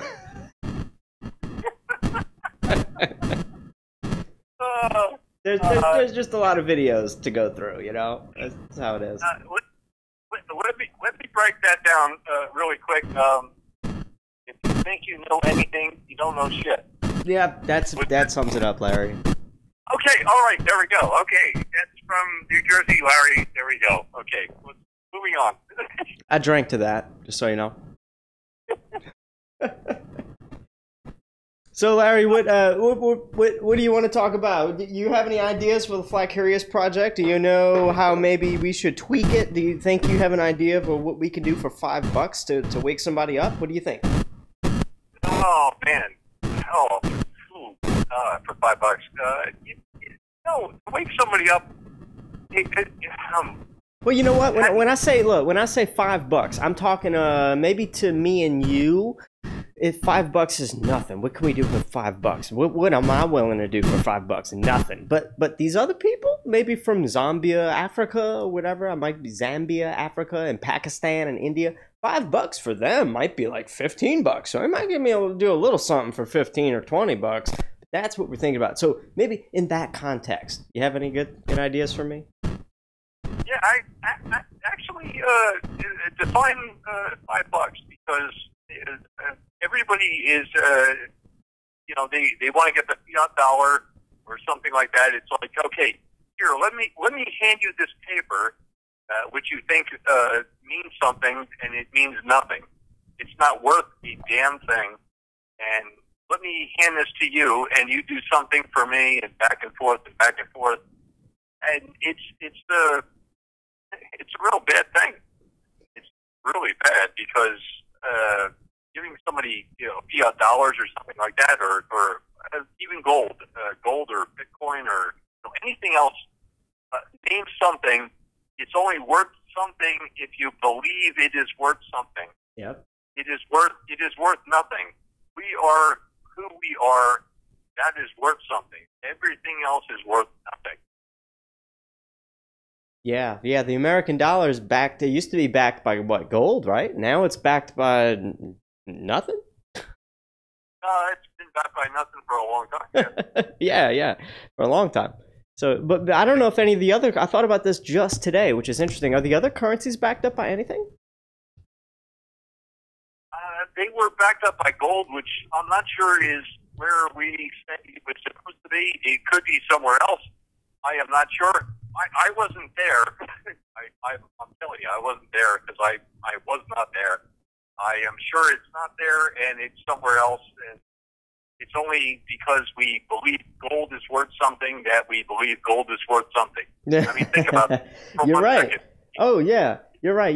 It's oh god, we've been taken over by.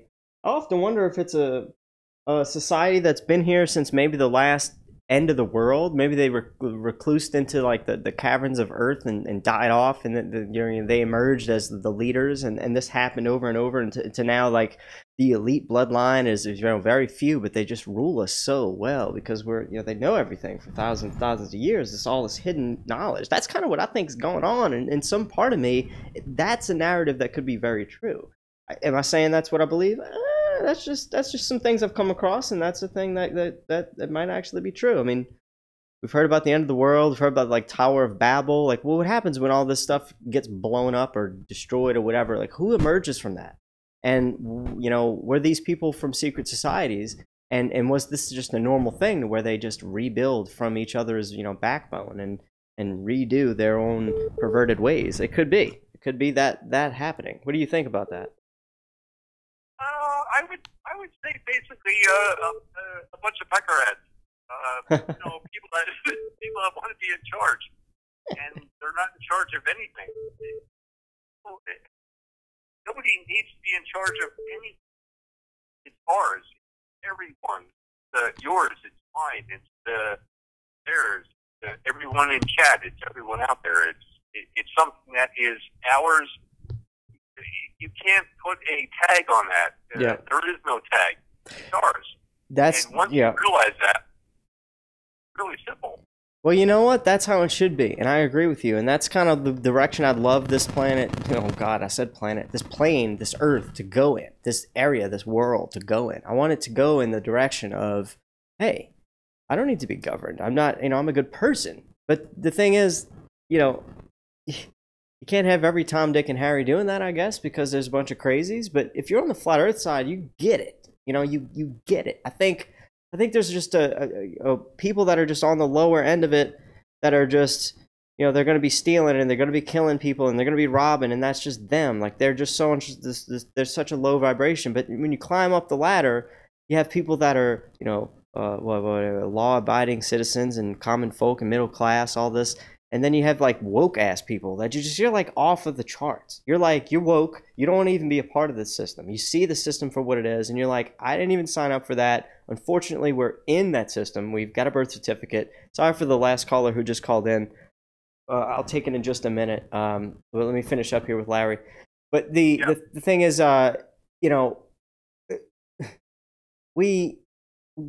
there's all these different groups of people, but we flat earthers and woke people seem to be sort of outside the system, or at least want to be outside the system.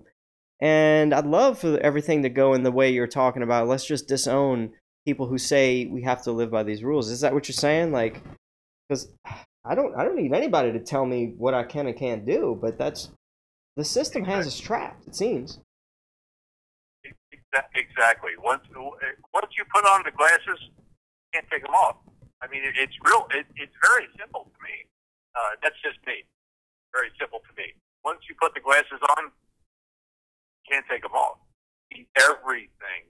And it's kind of interesting because I can't describe it. Yeah, you're right. The only thing I can say is, once you put the glasses on, you can't take them off.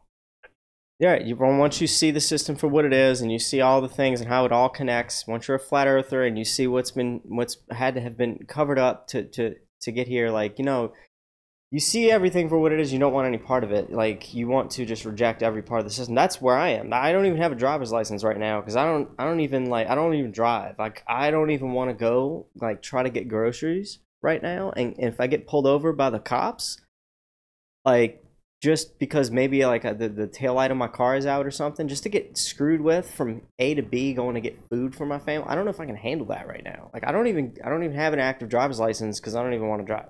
I don't want to go through that. I don't want to go through that. I might lose my shit. You actually have a right to locomotion. I mean, I do. I'm learning that. Right. I'm learning that I have a right to travel in any motor vehicle that's available at the time with the times. Like, I know that, but to enact and to live in that, that's just two different things. You got to know what to say, or you're gonna get steamrolled. That's what it seems like. Pretty much. Pretty much. Because they want you to be dumbed. They want you to be dumbed down. They want you to be dumbed down and acquiesce, as the term is. and That's it. just do what they want you to do or something like that. Yeah. And you know what? I do not comply. I don't comply. Show me Benny water. No, you can't show me Benny water. Anything else? And I see a lot of people out in chat that I have known for quite some time. Everybody out there, hello. Give me shout outs. Go ahead. Yeah, I'm live on the feed. No, I'm not. Actually, my friend Jody is in the background, who is a flat earth denier right now. No, actually, Harry, no, Harry, she's for an in-betweener. In-betweener. An in-betweener. Hey, you got a new one. In-betweener. Yeah, she's not quite sure, which is okay. Not a problem. I'll take it. All right, tell her we let in-betweeners call in on the Hoary Sheet Show. You could tell her that. Okay.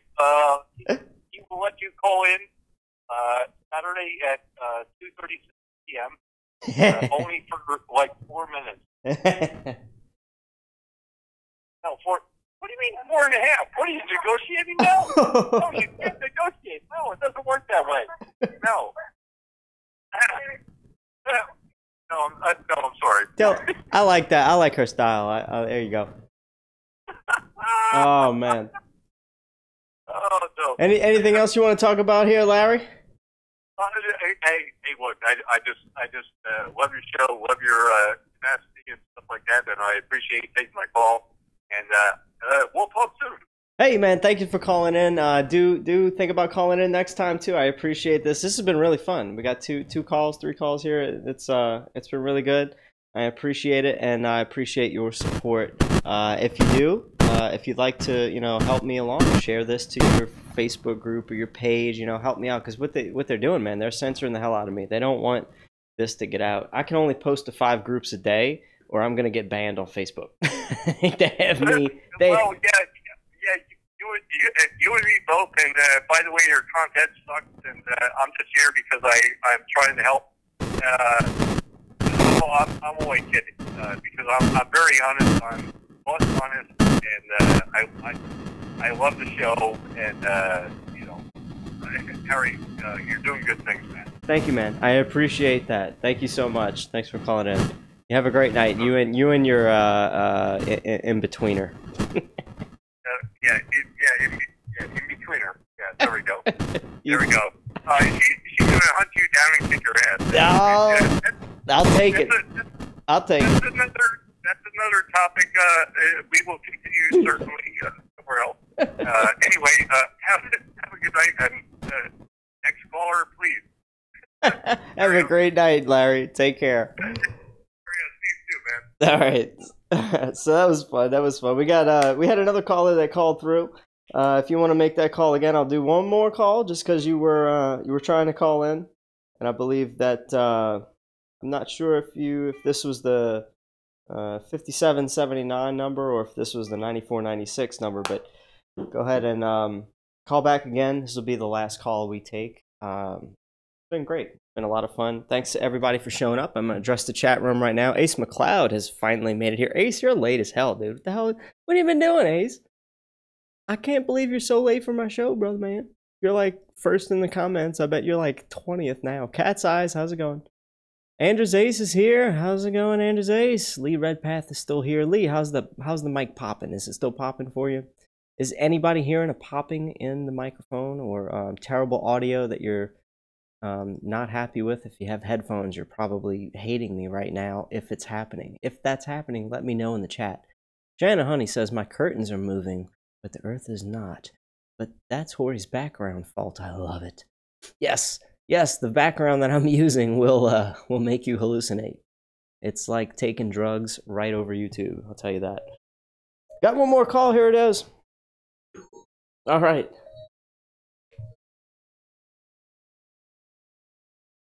This is the JS City Morgue. You kill him, we chill him. I mean, Hoary Sheet Show, who's this? Jared. Got him. How you doing? Is this, you just say Jared? Yeah, Jared, yeah. How's it going, buddy? Alright. so funny 'cause I've been listening to these. Oh yeah. Yeah, hell yeah, dude. Like I remember back in double by these ladies on Facebook. I don't know if you remember it or not. I don't remember exactly what the deal was. Came into your rescue and me, you kind of, I don't know. I get attacked a lot, but where was this? Was this on a group or was this just on my page? Sure, I think really early on. It's right when we. Okay. Like me and you against the world, because we were just, everybody into like making those comments. Funny. Oh wow, that's funny. That's funny. I can imagine. I get more and more and more hate as I go by, especially for the last one of the first videos I put out with, well, it was probably 3 or 4 videos now with Eric DeBay in the title. I get so many people. I have to ban people every day from my YouTube channel for taking up for Eric, like I was attacking him in that video just by giving my opinion. But now I'm starting to hate Eric because of all these other people. I'm trying not to. But no. Hey man, you don't need to hate nobody, bro. You keep doing you, man. That's what You've been one of the most consistent people out there. I gotta tell you, I gotta give you props. Hey man, it's not easy, man. It's not easy because you know how bad I just want to start bashing some people, but I'm really trying, and I do it enough. I do it to the point where I'm not even happy about it on my own show. I've already done it tonight on this show. Like I said a couple of things I don't want to really say, but it's hard to kind of keep your tongue, and I understand, I guess, maybe why some of these channels have started bashing others, but I like what everybody does for Flat Earth, to be honest. I just don't. I like what a lot of people do for Flat Earth, even the people I don't like. I like a lot of what they have done, but there's just some things that I don't like, and I'm kind of trying to weed out anybody that's doing anything negative. Like I'm a curator of Flat Earth. That's what I am. I'm a curator of Flat Earth. That's exactly why I called, because I was just talking about this today. I don't know if you know Jamie Brown's channel. Yeah, and I'm glad you brought that up. What do you know about Jamie Brown? I was on there today. Great, awesome, because we had a guy from Hawaii. I'm in Kansas. We got Jamie, who was in England. Wait, was Jamie online today? Jamie Brown was online live today? Yeah. Okay, because I just want to pause you for just a minute, because someone asked me to talk about Jamie Brown, saying that he was in the dark for quite some time. Did he go, like, rogue for a while? Oh, Jamie's been around now. I mean, he's on every day. I mean, pretty much. Okay, he's well, pretty rock steady. Well, yeah, I thought so too. So I apologize. Continue, because somebody had asked me to mention Jamie Brown because they haven't seen him in a long time, and they were concerned. But I guess maybe a bunch of people have been unsubscribed to his channel. I got kicked off of his channel, so they might want to just double check that, make sure, because he's been on for a little while. He comes on every day pretty much. Okay. And it's great because we talk about this. We've just talked about this. How there's so much hate. How there's no room for it. Yeah. And the positive side of things, then all of a sudden, it was crazy because the guy from Hawaii called in, right? Yeah. His name is Dylan. Merle was another gentleman. He was in Australia, right? We had Australia, we had England, we had Kansas, we had Hawaii. So we had pretty much the whole plane covered, right? And it was just a really cool conversation because then Dylan comes in. And this is toward later on the Hangout. If you want to go back and listen to it, I suggest you do, because the guy who, at one point in time, like 3 or 4 months ago, he actually dated against Dell. And him and Dell actually kind of got after it, and he was just kind of one of these guys that he's 25 years old, and and then he's like, I got to be honest, I've been listening to you guys, and I'm on the fence about whether or not, what's going on. He's like, I just kind of had an epiphany one day, and that shit just ain't right. And the way that me and Merle handled that, I think was spot on. We could totally tell, because we kept trying to tell him, come on, man, you want to be a flat earther, man. You jump on board. It's okay. It's all right. It's gonna be fine. You know what I mean? Like we were just, just so wanting him to just say it out loud. And Earl finally said, you're a flat earther, right? And he didn't know what to say to that. It was great. I'm gonna check that out. You say that was today or yesterday's show? That was today's show. Today's show on Joseph Green's channel, everybody. If somebody wants to pop a link in there. No, not Joseph Green. It's Jamie Brown. I'm sorry, you're right. Oh, I get those two mixed up. Why am I doing that? Jamie Brown. Maybe it was. I hope it was. Let's see. Is there a Joseph Green? You're talking about. All right, so there is a Joseph Green too. And Joseph Green, he's the one you're talking about that went kind of because I don't know where the hell he's gone. Okay, that's it. So Joseph Green is the one that might have disappeared, but Jamie Brown is the podcast that you were just talking about. So Jamie Green is another one. His YouTube channel, he's got about 1,000 subscribers right now. He's really a real laid back guy. Just has an open forum. People can come on there and talk about anything. Really, we had a guy call in about religion. You could totally tell he was trolling because he was thinking we were religious folks. Yeah. Can't blame him.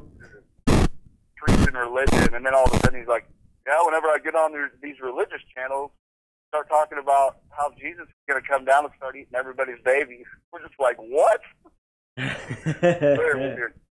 Very weird. But no, yeah, it's a good channel, man. Yeah, you guys should check that one out for sure. He's a good dude. Cool. Well, I appreciate you bringing that. Whenever you said, we all just need to.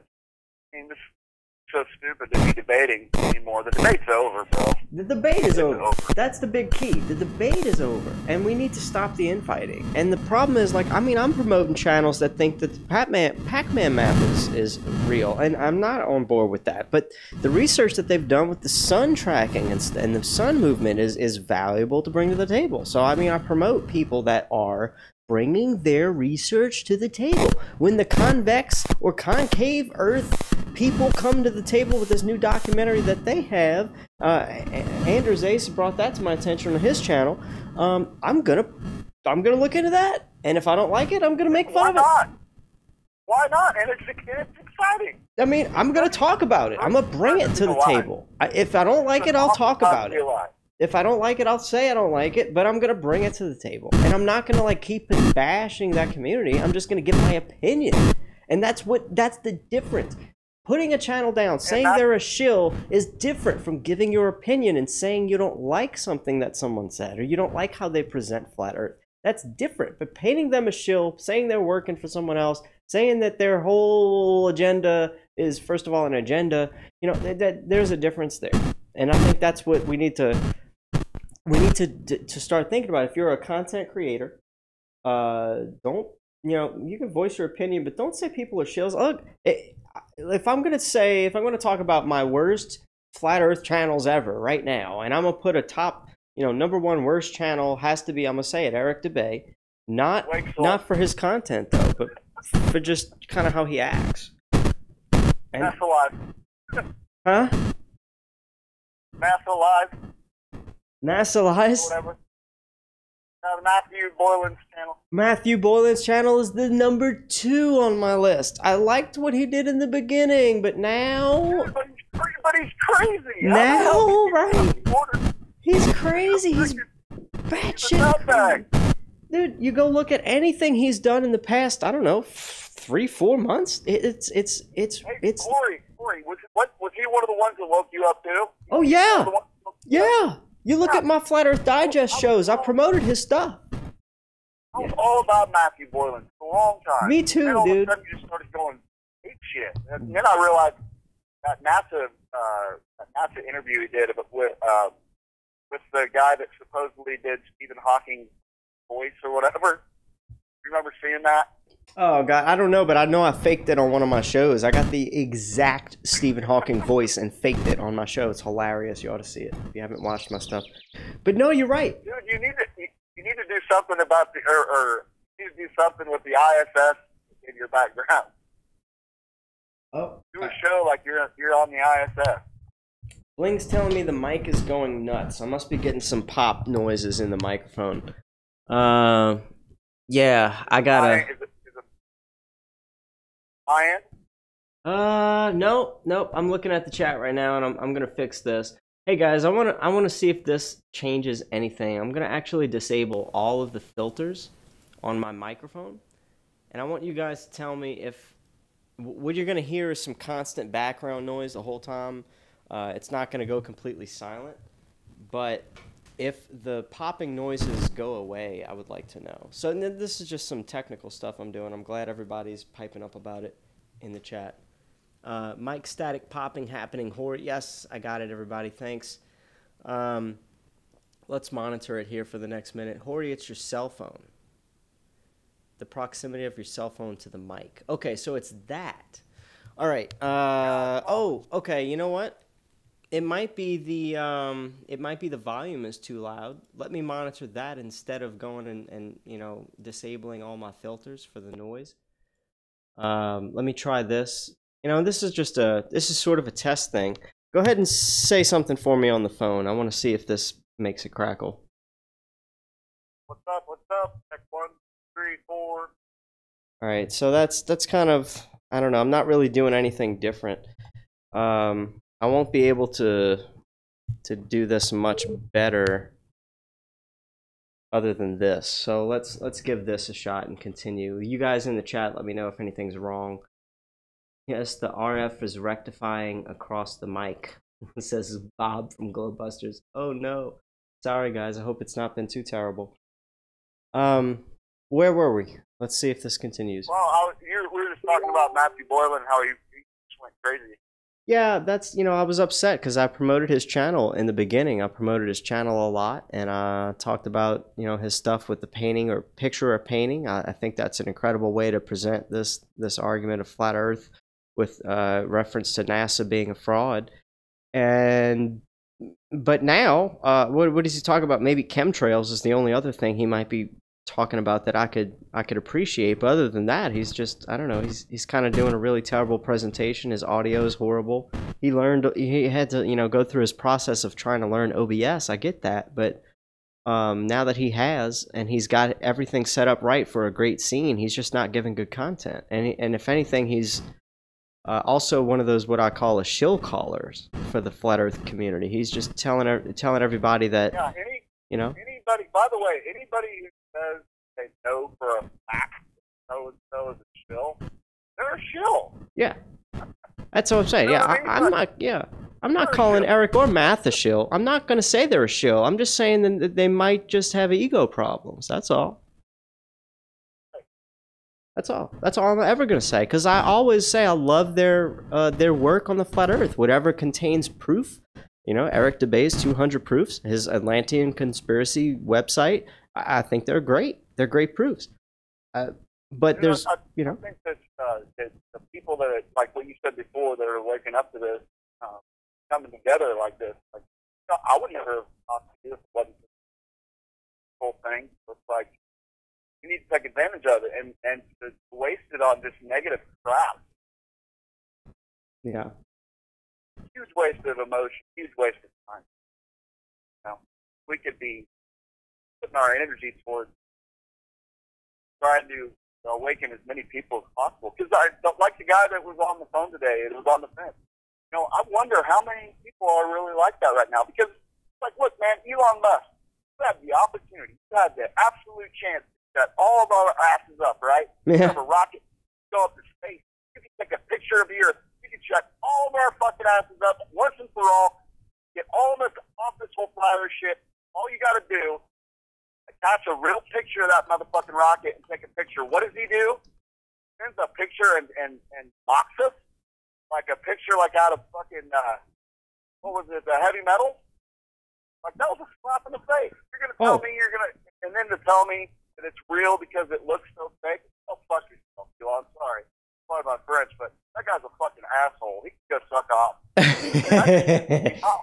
Hey, you're right, dude. Yeah, you know, when I saw that, I mean, like I said, I've been gaming since Atari, dude. Since Windows didn't even have a graphical user interface yet. I think I was still going through DOS when I started gaming. Okay, I saw the evolution of video games from DOS to NES, which is regular Nintendo, the Nintendo Entertainment System, then the Super Nintendo Entertainment System, then the six, I had it all. you had it all. I had then the 64, then I had the PlayStation, then I had the Xbox, and now I have the PC. And the PC is just depending on your graphics card, your games are going to get better and better and better. I looked at this Tesla launch, and dude, the first thing I did was laugh out loud. It's ridiculous. First of all, the Earth in the background. What kind of fisheye lens is on that? Because as it's going, I didn't even mention this. I don't think anybody has. When it's going from left to right in the background of the video, it looks to be deforming itself there as it's doing that. I mean, why? The car doesn't look like it's being filmed or looked at with a fisheye lens, but the Earth sure is deforming as it's going back and forth, and that's one of the biggest things. But the whole lighting, is messed up. Tires aren't blown up. The whole car should be melted. You know, there's so many things wrong with it. What's that? Let's show them what you got, buddy. Yeah. Here we go. Let's do this. That's what he gives them? That's what he gives us. You Globers are going to back that shit? That's what you believe. Oh, they got it. Globe believers believe. Yeah. So now you have all these globe believers, right? Yeah. Who were all about space and all about this shit. Then I tell them, like, ask them right straight up, what do you think about the Elon thing? Well, I really don't want to talk about that. Of course you don't want to talk about it. Because it's fake as fuck and you know it. Come on. Get on the flat earth. It's okay. Come on, people. You got plenty of room on this motherfucker. Here you go. We were there at one time. I know I was there at one time. No, I used to think that we had Marines on Mars. I believed that shit. You know believe? What I mean? I believed in the whole secret space program. Yeah. That's where I was at. You think that? That's where I was at, right before flat Earth. You think there's life on Mars? No. You look about it right around 2015, right before Eric Dubay and Mark Sargent came out with their stuff. There was a bunch of stuff about these stories about how Dick Cheney is really in charge of this secret Marine group that we've already been to the moon, that we established a colony on Mars a long time ago, that we have all these Marines right now that are fighting aliens that are on Mars, right? And that we have like regeneration technology to where if you lose a limb, they can, bring you back to life with just that limb, that kind of thing. So that's the reality I was living in before the whole flat Earth thing. Because I knew the whole moon mission shit was shit. So I knew that we had to have gone to space because I didn't want to let go of that. You know what I'm saying? Like, space was my shit. That was my jam. So get that ripped away from me. I know how it is. I know how hard it is to make that leap to kind of destroy your whole. But what's good about it is you sit yourself totally down. You realize that you don't know anything, and it's okay to not know anything. There's a lot of us out there. They're all playing, and that's what's really refreshing. There's a lot of us out there with the same mind. Yeah. Let me ask you something. Something came through the chat, and I have to address it because I don't know. Do you know who NSPYR is? NSYR? Yeah. No. Doesn't ring a bell? All right, don't worry about it. I'm just reading the chat here. The Globebuster says the proximity of your cell phone being right up against your microphone is what's causing the noise in the mic. It's the RF waves from the cell phone causing the noise. Okay, Globe, so I understand that. Any idea how I could actually make that work? Because I don't know, other than attaching an earbud to this, which is not going to happen. I don't know how to not make that affect it, but I get it. What if I held it out here? I'm gonna have to do this maybe as a test on a different stream, but I can hold it a little bit further away, guys, and hope it works out. Otherwise, I'll have to set up a different way to take calls, and we'll work on that. And I do appreciate it if the audio is terrible. And he says NSPYR came in under another name, Global. Do you know anything about this? FYR? Yeah, or global. Somebody said that you were in Jamie Brown's, and maybe it was one of the trolls in the chat. So I'm just trying to clear this up. Do you know anything about any of this? I was on Jamie Brown's show today. Yeah, I don't know. Somebody's saying that you were in Jamie Brown's chat trolling them or teasing them, but I don't know anything about it. No. I'm Jared. I was on the air. I was with Jamie. Okay, so you weren't in the chat. You were on the air. Okay. So maybe he's confused. But I don't know. Not going to get into too much of the drama here on the show. But yeah, like people, dude, it's something. We have to wake people up to this truth. It's so in our face, and they're mocking us at this point. And I think it's going to take people talking to their friends, talking to their family, talking to people on the street, leaving business cards out in the open. Like, these are the things that's going to... Oh, shit, I need to tell you this real quick. Yeah. So I deliver pizza, right? Oh, yeah. So I have these cards. Business cards. Business cards. Yeah, they have globe.com on them. We have a group here in Kansas City that's really good and makes cards we can get from her, and so they got these cards that I put in the boxes whenever I deliver pizza. Actually, I go to college. There's a bulletin board, set up all kinds of shit. I've just been pounding that thing hard. So it's just the idea if people if people go to school, that's a really good idea. And that's the kind of demographic I think people in college not yet as indoctrinated.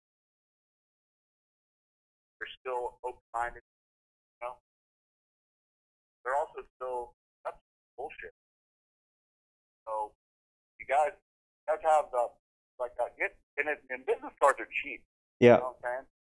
That's a good idea. Business cards are certainly cheap. You can get 50 free ones, just aside from the shipping from I forget what it is, Vistaprint, something like that. And you can print out some really nice business cards. Just leave them places, and that's something I want to do. Yeah, like a gas station. Yep. Like I've left them gas station I go to every day. Yep. I asked them if I could leave a little stack. A little stack, right? A little stack right at a cash register, and they'll usually say yeah, because that stack will be gone in like 2 days. So that's a good idea. Hey, thanks for calling. I'm having issues with the mic, so I don't want to have it too much of a long stream. I do appreciate everybody that's called, and you especially, man. Thanks for being a supporter of the show, and thanks for calling in. It's been a great chat. Hey man, thanks for having your show, and hello to everybody in chat, and I wish everybody a great night. Sure. Awesome, man. Thanks. I hope you call again. Have a good night. Will do. Peace, buddy.